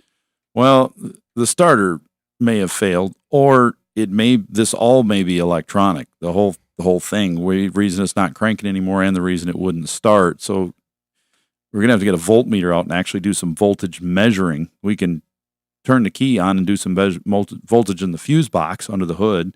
See if we've got whatever. If the battery's at 12.6 volts, let's make sure we've got 12.6 volts at a bunch of the fuses in the fuse box. Then that tells me that we've got some voltage at least. It's just a quick preliminary thing. See if we got voltage there. Then you can go down to the starter and check, do I have that same 12.6 at the big lug on the starter? Then that tells me my battery cable's working there. And then the small one on the starter next to it, that activates it. Plug into that and turn the key to crank. And if that shows battery voltage, then I know for sure my starter is bad.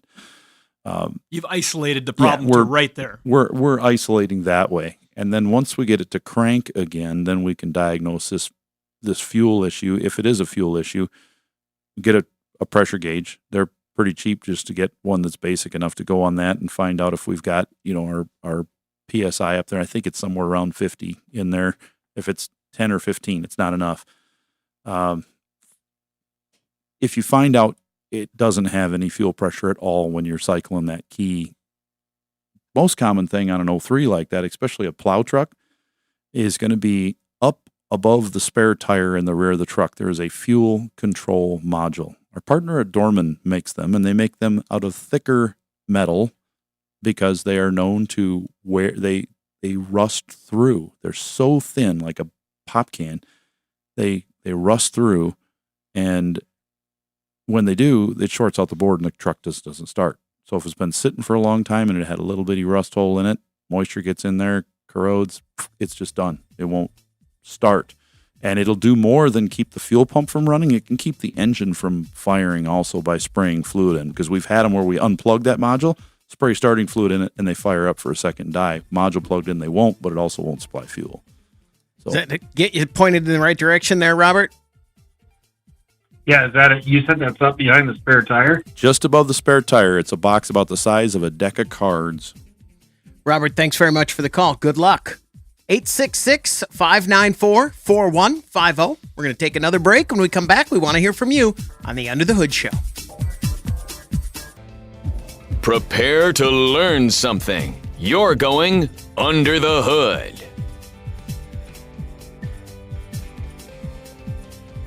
Eight 866-594-4150. That's the number to reach us here at the Under the Hood Show. Let's talk to JR. You're on the Under the Hood Show, JR. What can we do for you? Yep, good morning.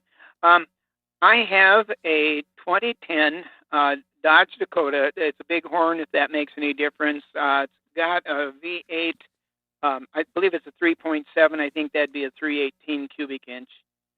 120,000 miles on it, four-wheel drive, four-speed transmission. What I'm wondering is, do you think that would be adequate to pull a 20-foot Coleman single-axle camper? How much does it weigh? Yeah, I want to back up just a little bit, too, because I got some details I want to clear up. Russ has got the first obvious question, is what the camper weighs, but okay. the truck, I don't know that for sure. The truck you said is a 2010 Dakota? Dodge Dakota. And it's got a 5.7 V8? 5.7 V8 or a 3.6 V6? Because you said V8, but... No, it's a V8. It's a V8. It's a Bighorn, so it's a 5.7 V8. Yeah, okay, all right. Okay. That all right. Dakota, actually, the Dakota and the Durango have a pretty heavy tow rating for the type of vehicle they are. Isn't it around 6,000 pounds? 6 or 8. Something Really? in my head sticks with like 80, Especially when he's got the V8 and he's going to have heavier It's stuff basically on like there. a half-ton truck. But the first thing you need to do is find out what the factory tow rating is of that vehicle. And let's say it's 8,000 pounds. Then you'll want to take and you want 90% of that, or 80% total of the tow rating. So, you're taken off because you can't tow. If it's rated at 80,000 or 8,000, you can't tow 8,000 with it because you've got to take into effect that little Coleman, I bet you, is about a 4,000 or 5,000 pound camper. And it might be. So in that case, you'd be just fine. Single axle campers are typically don't weigh more than 4,000 pounds because the axles underneath them in most cases, the axles are 3,500 pound axles. That's exactly right. It's got to be a heavy duty axle to get, if it's a 5-lug axle, it's probably a 3,500 pound axle, and it's a single, so it's probably a 3,200 pound camper. So you'd be just fine. But you take into account the weight and the wind and all that. I've seen some people pulling stuff that I knew was too heavy, and I've also seen people pulling stuff that I thought was too heavy, and I've asked them at campgrounds, how much does that thing weigh? And they're like, oh, that thing only weighs 3,900 pounds. I'm like, it does? And I'm like, well, that's empty. And I'm like, and you've got 4 kids in the vehicle and tons of stuff Chris, in there. did you happen to take the time to Google tow rating on a 2010 Dakota over there I did. And I want to, there's a couple things here that are standing out for me for one, you're doing, JR, finding out is the most important thing, because after listening to this call right now, if I weren't involved, I would say, oh, it should be fine. It shouldn't be more than 4,000 pounds. Okay. So that is for sure. You have to find out how much it weighs. And how does he find out his specific vehicle? Because my next thing was going to be, I have it here, how much they can tow. Yeah, but what source? And it is 4,600 to 4,800 pounds or 7,250 max, or 5,500, depending on the V8 and the tow package. Yeah. So what website did you hit when you did that? I'm just going through all of the options here. Yeah. So that's usually the manufacturer. You can find their website that'll have a chart of the vehicle, the towing guide. For the newer ones. And you'll usually find that, and it'll say, if equipped with this gear ratio, if equipped with this engine, if equipped with this towing package. Which you can find through the VIN, right? On the website, usually. Usually you enter your VIN on a lot of these to get the tow rating. And like Camping World and stuff like that, a lot of times they'll have links to the manufacturer's sites. And you've got to be real careful, though, because the length of the truck with an out extended cab, that makes a difference, and the four-wheel drive makes a difference. But we really got to find out what that camper is, because if we find out the camper's 3,500 pounds, then you're safe no matter which one of these you have. But if we find out it's 6,000 pounds, you're only going to be one. Just throw that in there. What's the weight of a 20-foot Coleman single axle trailer? How new is the camper? Yeah. 23. Oh, 2023. Okay. That should be fairly available information. They're not going to have a ton of options. Because, we don't have, Russ and I don't use the internet tools, but sometimes it's fun just to let Chris. Or he just does it. We don't know it. Yeah. What we're seeing a lot now is when you're looking at tow ratings, you'll even see. It's impossible to find. Now, I mean it right now. Oh, okay. You shouldn't use the words half ton, 3/4 ton, 1 ton anymore, because they don't apply. Manufacturers don't use that terminology at all anymore in these trucks that are used for towing. They say 1,500, 2,500, 3,500. You see fifth wheel packages being put in these trucks that are, quote, half-ton trucks. They are not a half-ton truck. They're a 1,500. If you buy a 1,500 HD truck, it's not a half-ton truck. It's got a bed rating of well over that, and a tow rating of well over that. I'm seeing some of these, quote, half-ton trucks that are rated to pull 12,000 pounds. That is not a half-ton truck. That is a 1,500 truck. So you got to look at these ratings and see how they've changed. There's a lot of people out there that are purchasing heavier trucks than they need to do a job. If they've got a 6,000 pound camper, they do not need a 2,500 truck with a diesel engine, and they're thinking they do, so they're wasting their money. But in the same turn, don't buy a 11,500 pound camper and try to tow it with a truck that's made for towing 12,000 pounds. It's overloaded. It's too much. So, with your case, though, I think you might be able to do it. You just need to look up that exact tow rating. Fact finding to do, and look at the dry weight on your camper, and then figure out when you fully load that and load the truck up and put all the people and everything in it, are you at that 80%? If you are, you're good. And it's a 23, so he should be able. There should be a sticker right on it. There's going to be a tag right up by the hitch on it that says dry weight right on it. JR, thanks very much for the call. Good luck. 866-594-4150. And I think if Ram bought back the Dakota, they'd be fine. It's the biggest miss, I think, in automotive today. It'll still happen. They should bring back if they had a small truck. Ford's making all sorts of sizes. Let's go to Mississippi one more time. Charles, I got about 1 minute. Okay, here I am. Go for it. All right. I got that truck I was telling you about, that GMC 1500. It's got a 350 in it, but you can pull up to a store or anywhere, and you get ready to leave, you put in reverse or either forward, and it's gonna go dead about 2 or 3 times before you can really get going. Okay. The most common thing that causes that in that model truck, I got one I'm working on in the shop right now. The distributors fail. The magnets go bad in them.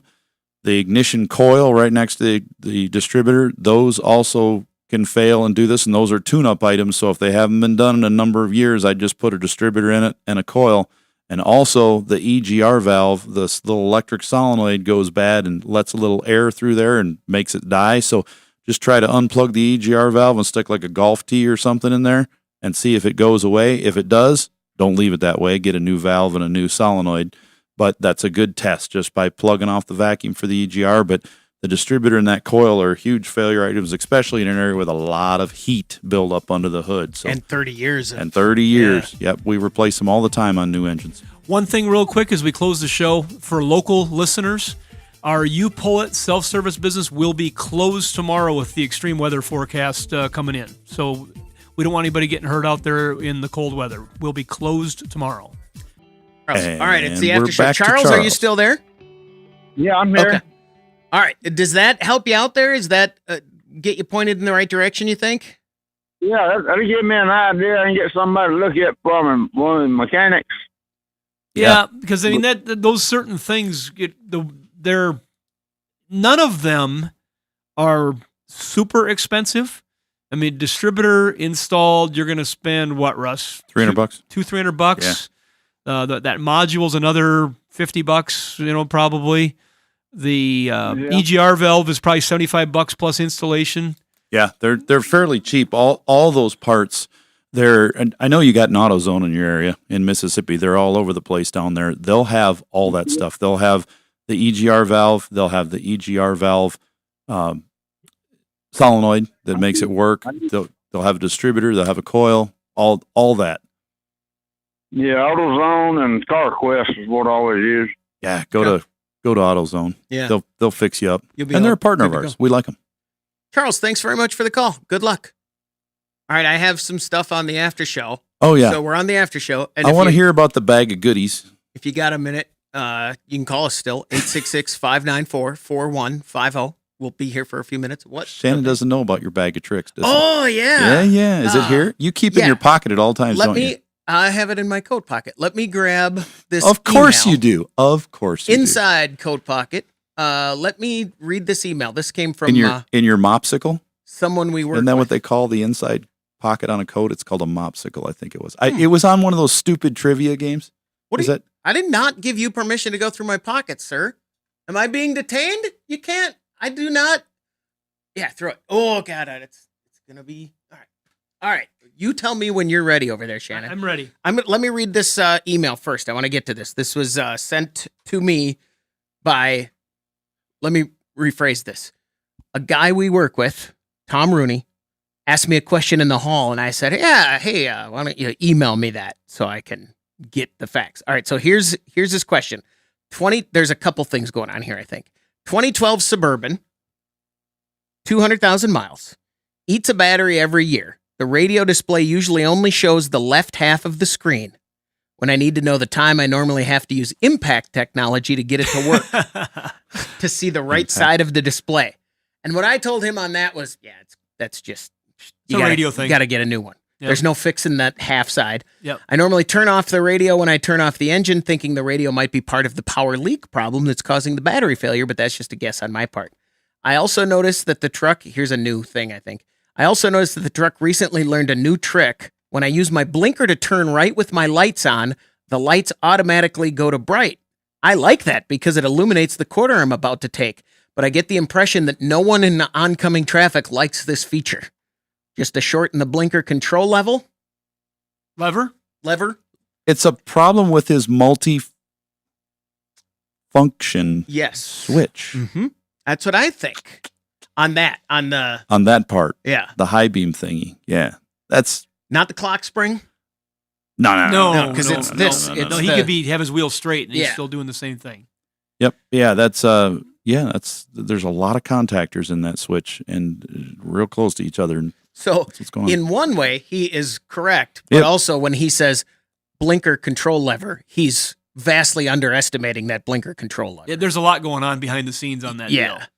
Now the radio, that's just a short on the internals of the radio. Oh, so many radios were like bulletproof until what, Shannon, like 2005? 1980 something. Yeah. I'm talking about the old ones.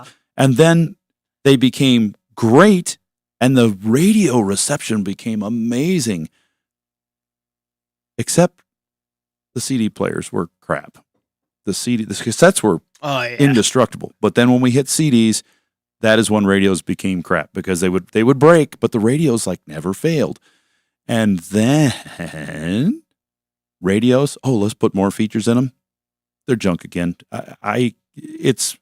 Shannon has number one parts type for used stuff. We have number one things that come in for failures, and people all the time are saying, "Hey, my radio doesn't work." Are they junk again, or they're just not fixable? Well, they're not fixable, and in most cases, like the Cadillac with the Q system, they sell touchscreens and stuff now, and we can replace those sometimes. And we have a couple of key vendors we can send some stuff off to, but they're few and far between. They fix internals. Yeah, but these radios now, these touchscreens and stuff, there's so many different pieces. A radio may be up to 7 pieces, Chris. You might have a dash touchscreen, a module behind it that is for the AM/FM receiver, one for the the satellite system, and then you've got an amplifier. Yeah, I mean, there's so many things that can be a radio, and which one is bad. You kind of pick and choose what you're going to fix and what you're not going to fix, and do I just replace the whole thing? And in this case, it's just going to be replacing the whole thing, right? Right. And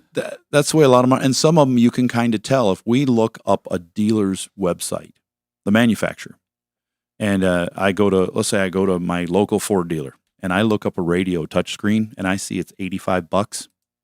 They're not selling one for $85. They're selling hundreds of thousands of them over these models, because that's why they're so cheap. There's a lot of them, and a lot of them have been done under warranty, and they lower the price point.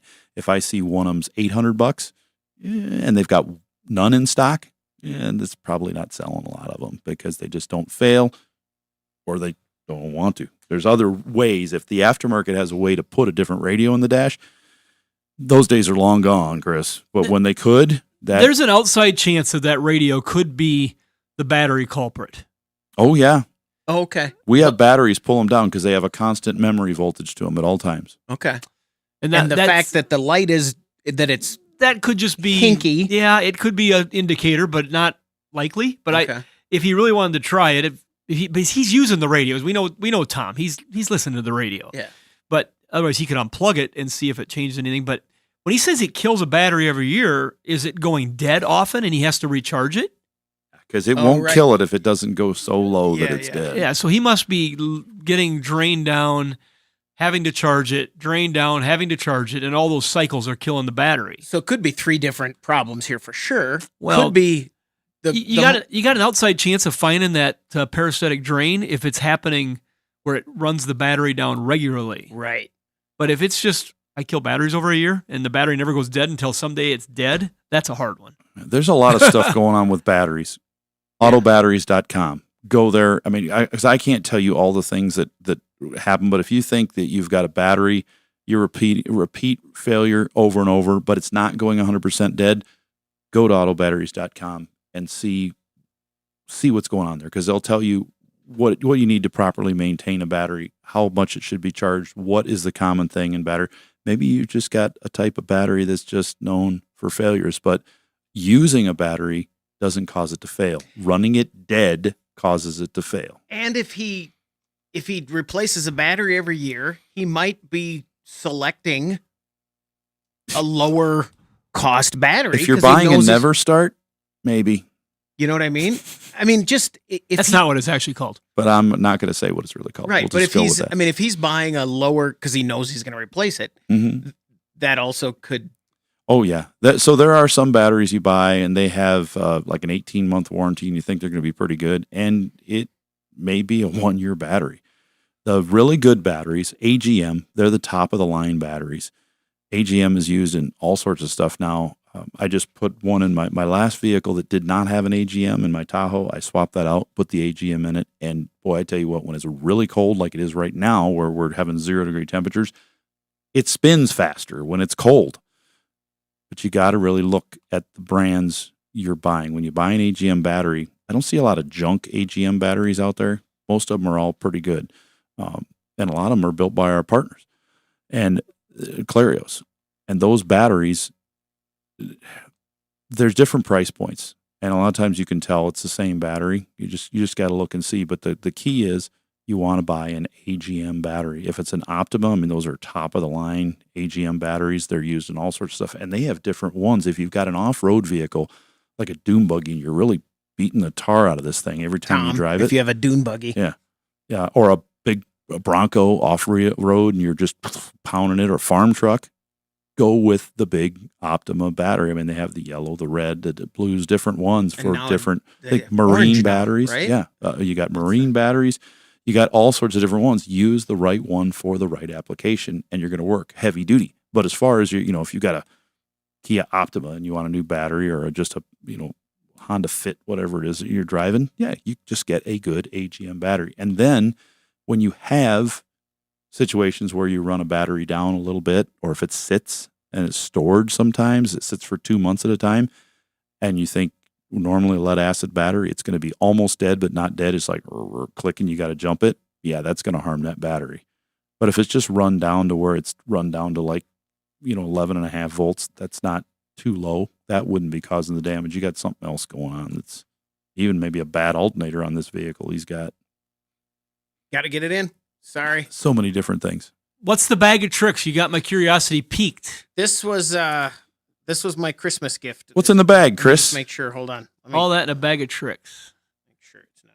Okay. That's chips. This was this was one of my Christmas gifts this year. Okay. You can open that I up. can open this? Yeah. We got a new It customer in our seems shop. like His name's seems Biggie. like there should be a knife in here. Russ wanted to open it on the on-air show, on the radio show. I was like, nah, let's wait. Yeah, we were going to. Oh, We had to wait for you. But did you buy this yourself, or did you? My son. Because I thought you talked about this. Mm-hmm. We got a lockpick kit. Yeah. Yeah. Yeah. So have you been successful yet? I have tried to pick one. I got one of these when I was 12 years old, and I was so frustrated, and I never got good at it. And Really? I never tried again. I've only tried to pick one, and I chose specific, and I got it. But there's a whole that came with a QR code to link and get the videos and how to do each one.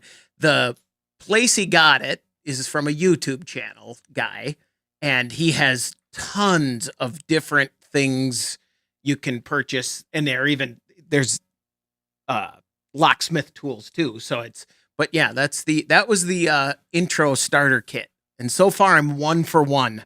I kind of want to stop there and just what do you know what this costs?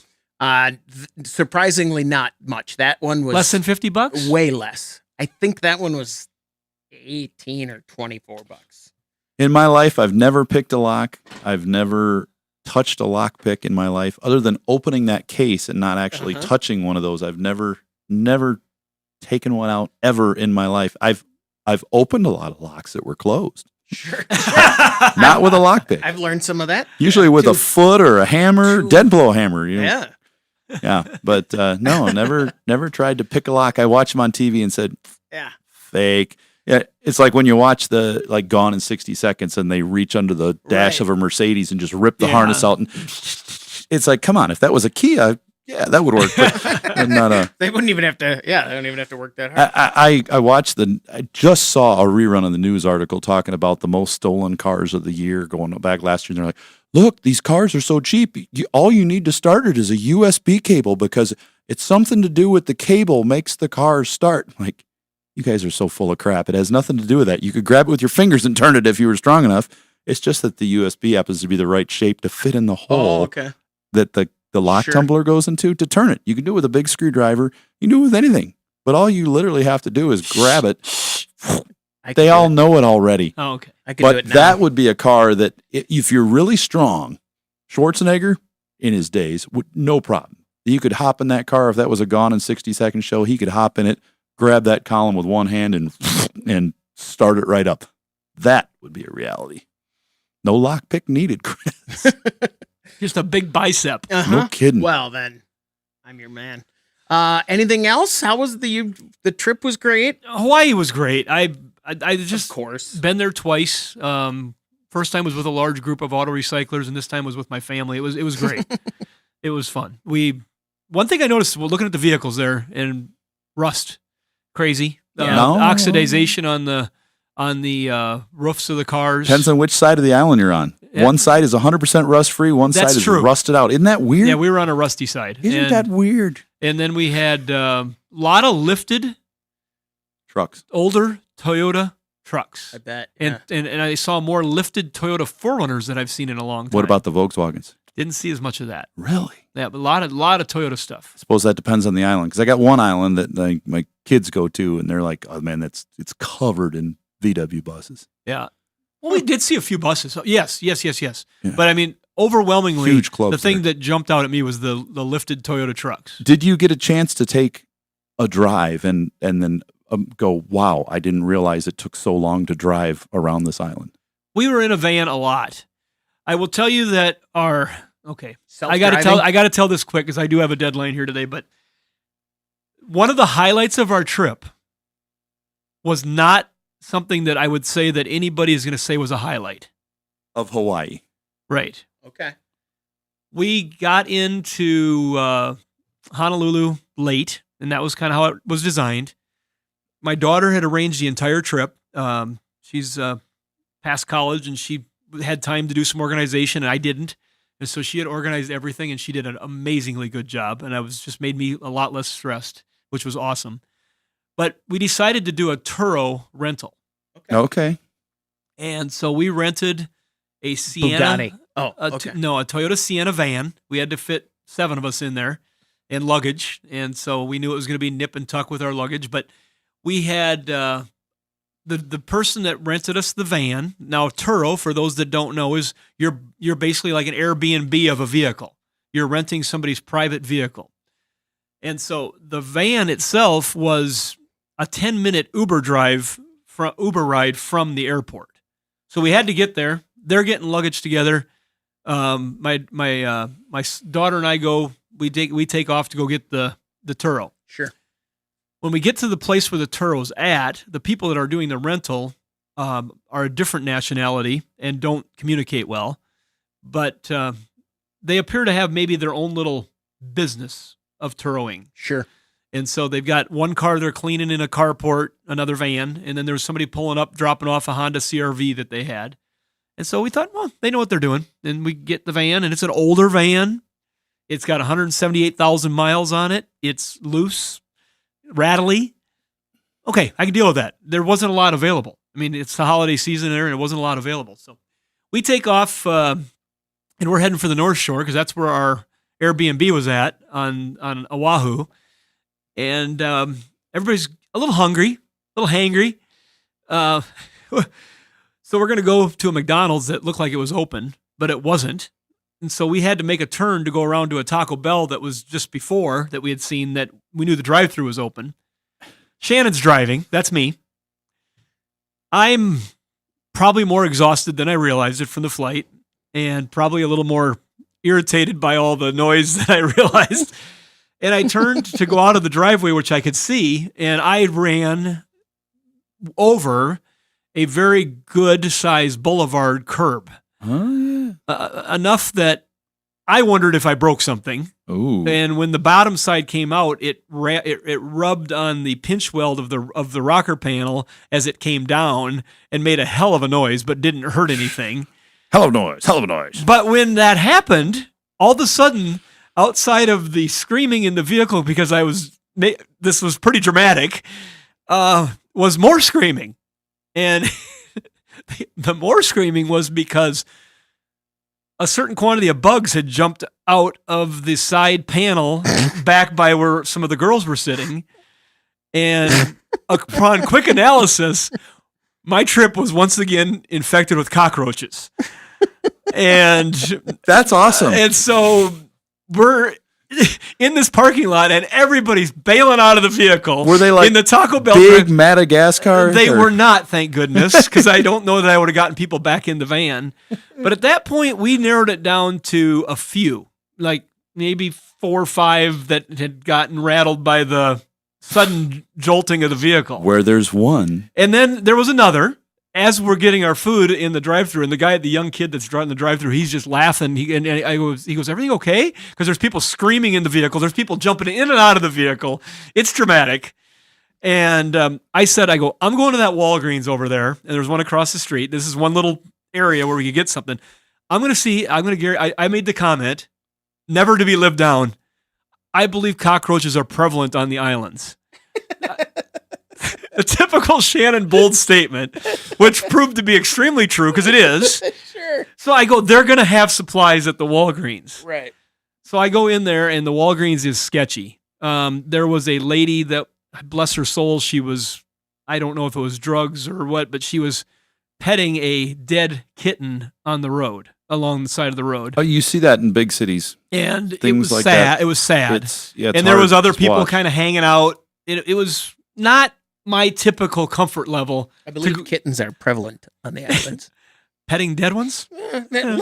Less prevalent. But yeah, I'll never live that down. I believe they're prevalent on the island. So I go in, and they had one Raid household-sized fogging kit with 3 containers of fogger in there. They had 1 can of high-pressure spray with control flow technology if it would have been a Berryman product. And then there was cockroach traps. And so by the time I got out of the vehicle, my son had realized that there was already cockroach traps underneath the front seat of the van. So somehow or another, I got everybody back in the van. We ate Taco Bell in the van. Doesn't that make a Crunchwrap Supreme sound different? Cockroaches are going, see, I told you. The we were on posse's right getting place. hungry and Nordstrom's treating. They stopped at Taco Bell for some Mexican eating. We had to drive another. Because McDonald was closed in the... What's that from? I don't know. It's good. I don't know. Is that a commercial? Know my posse's on Broadway? No, Russ. I don't know everything you know. It's a fact. Chris is Chris down does it. with Chris is that. out too. Sir Mix-a-Lot? He's out too. Doug's out. You're on an island. No way. You're on It's an like you're one on of an the island, most Russ. famous songs of Sir Mix-a-Lot. If I heard it again, I'd probably get it, but not now. So finish this up. We got 40 minutes to drive. By the time we get back, there has been a few more sightings.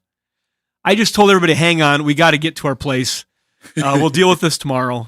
My son and I, They love South Dakota my son and luggage. I set up the bomb on top of a large soda container right in the middle.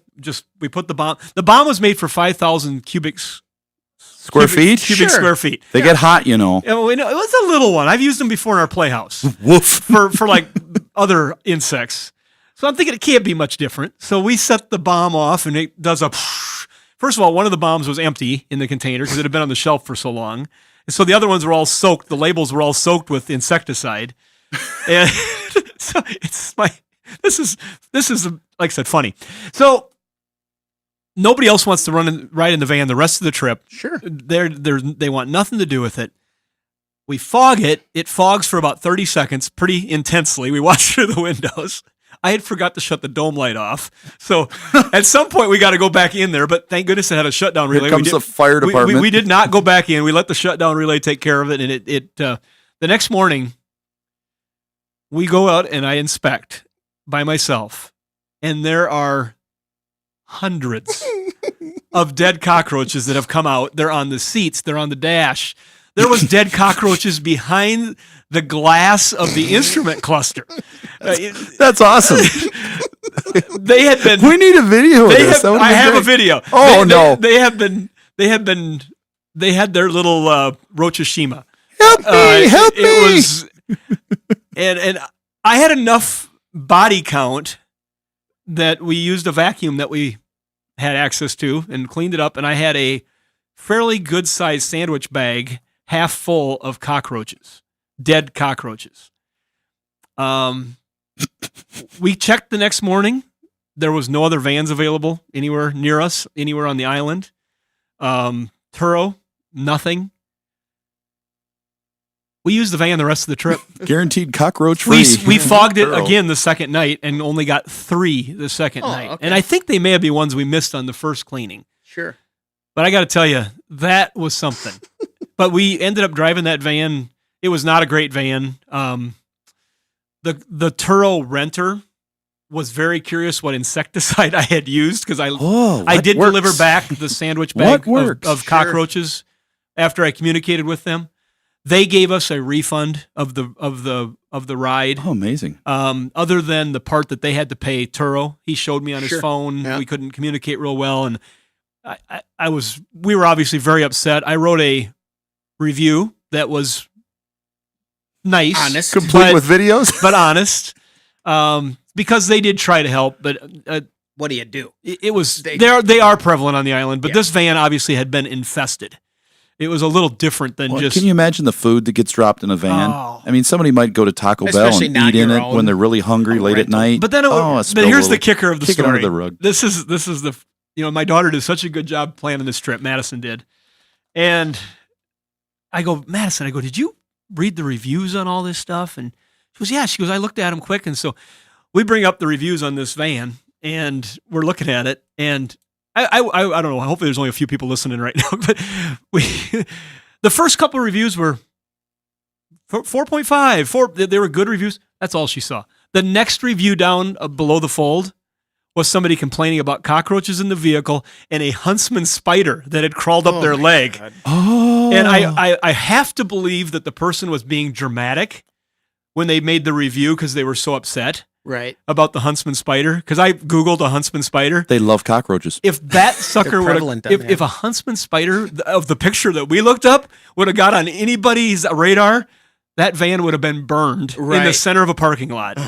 And I wouldn't have cared what the consequences were. I would have lit the match myself. If that would have been on my leg, yeah. You're out. Game on the over. Road. Just. But that was in a review just below the fold. And so, yeah. I have a Turo question, actually. What was the cost over the price of the rental? Like if it was $100 a day, what was $478 versus $1,200 to $1,500? No, I mean, what was the Turo charge? Percentage. Oh, there you go. $478, I think, was our total charge. Okay. And he showed me that he still owed Turo $224. So half. I mean, it's a 50. It looked like a 50%. And that's what I thought. When you look at Turo and you see a car that's $100, it's going to cost you $200, right? Because my actual credit card charge was $478, I think. Right. But what I'm saying is, but he had to pay of that $478 that the man took half of it. That's what I wonder. The man, as in Turo. Yeah. But isn't it so?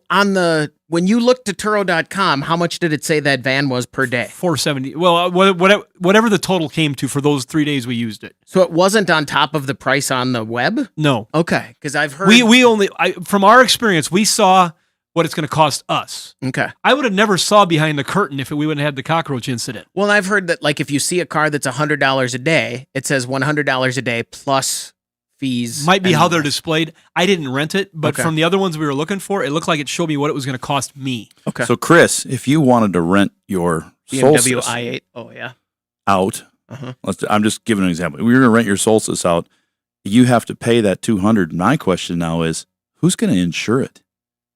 Because I'm sure just that's all. It's Turo carries insurance? You get it. You pay it.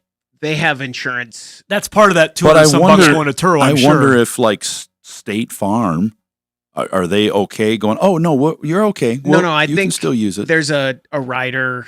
I've looked it up a while ago when we first started. And there is when you go to host, when you become you get insurance through them. You get your total car insurance through Turo. The Turo rental, there is you're paying when you rent your car out, you're also buying insurance. Without reading it, is that while you're under the Turo contract, their insurance becomes the active policy. That's what I mean. So like if you wouldn't have to worry about your personal insurance because Turo's. But I can see insurance companies saying, I don't need this noise. If you're going to be doing Turo rentals, I don't want to. That's what I was wondering because there's still going to be an insured somewhere. Your along insurance the line. for your car during that is it's through Turo. And they have the insurance companies listed and stuff. But I think if you host on Turo, you buy the insurance through Turo for that rental. Yeah, unless you have to make some kind of repair on your vehicle, that could be a money-making endeavor, or it could just kill you if you got to put a... Well, I think they have to go with the same premise of Airbnb is that most renters are so fortunate to have the opportunity that they're respectful. But, but not all. It just takes that one. Yeah. And anyway, that will be a highlight of our trip that will never be forgotten for many reasons. No kidding. That's funny. We thought it was relevant. Shannon's like, oh, it's not really relevant, but no, I just that is. I hate to come in and say, how'd your trip go? And then just tell you about this horrible cockroach incident. Well, it was a car story. Because the trip was amazing. But this cockroach story will probably be what is remembered first. Yes, that is the first time ever on Under the Hood somebody has it was about a car. Nobody's ever called and said, hey, I have cockroaches in my car. How do I get rid of them? And the bomb that I used was apparently sufficient. Mm-hmm. It did not leave smell in the vehicle any worse than the smell that was already there. It didn't stain the headliner. I was very happy with the way the bomb worked. I'm one of those people that mosquitoes flock to me, fleas, anything like that. That certain people. Do you have that, Chris? I hear they're prevalent on Russ. Yeah. Well, they're bad, and they leave welts. I still got a thing here. I believe. I'm telling you, man. Yeah, they're prevalent. Cockroaches. That would be my takeaway from the trip too. I'm going to hear that for the rest of my life from my family. Everything will be prevalent here. Yeah. I got in a motorhome at our shop about 10 years ago. I got in and went to move it. It was a no start, and I was trying to turn the key, and I was like, "What's going on here?" My legs felt a little weird.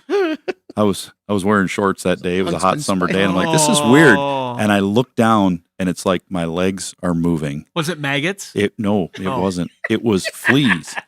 It was fleas, and when I realized they were there, they were all over.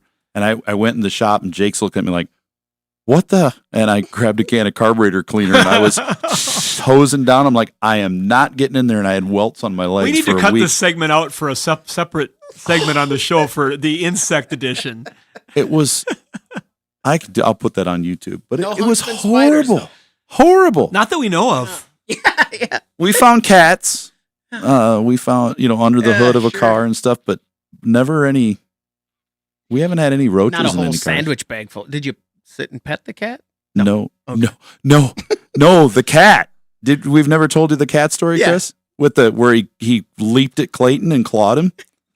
Oh, hey, I got another picture of me with a Tesla robot. Oh, look There at you you. go.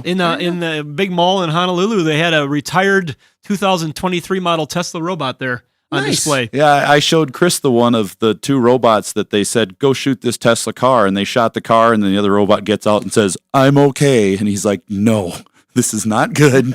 No robot shooting. All right. Ready? Yeah, I do have to get going here. So thank you, everyone, for listening to me for way too long. Oh, boy. Well, that was fun. That's going to make a good segment. All right. Thanks, everybody.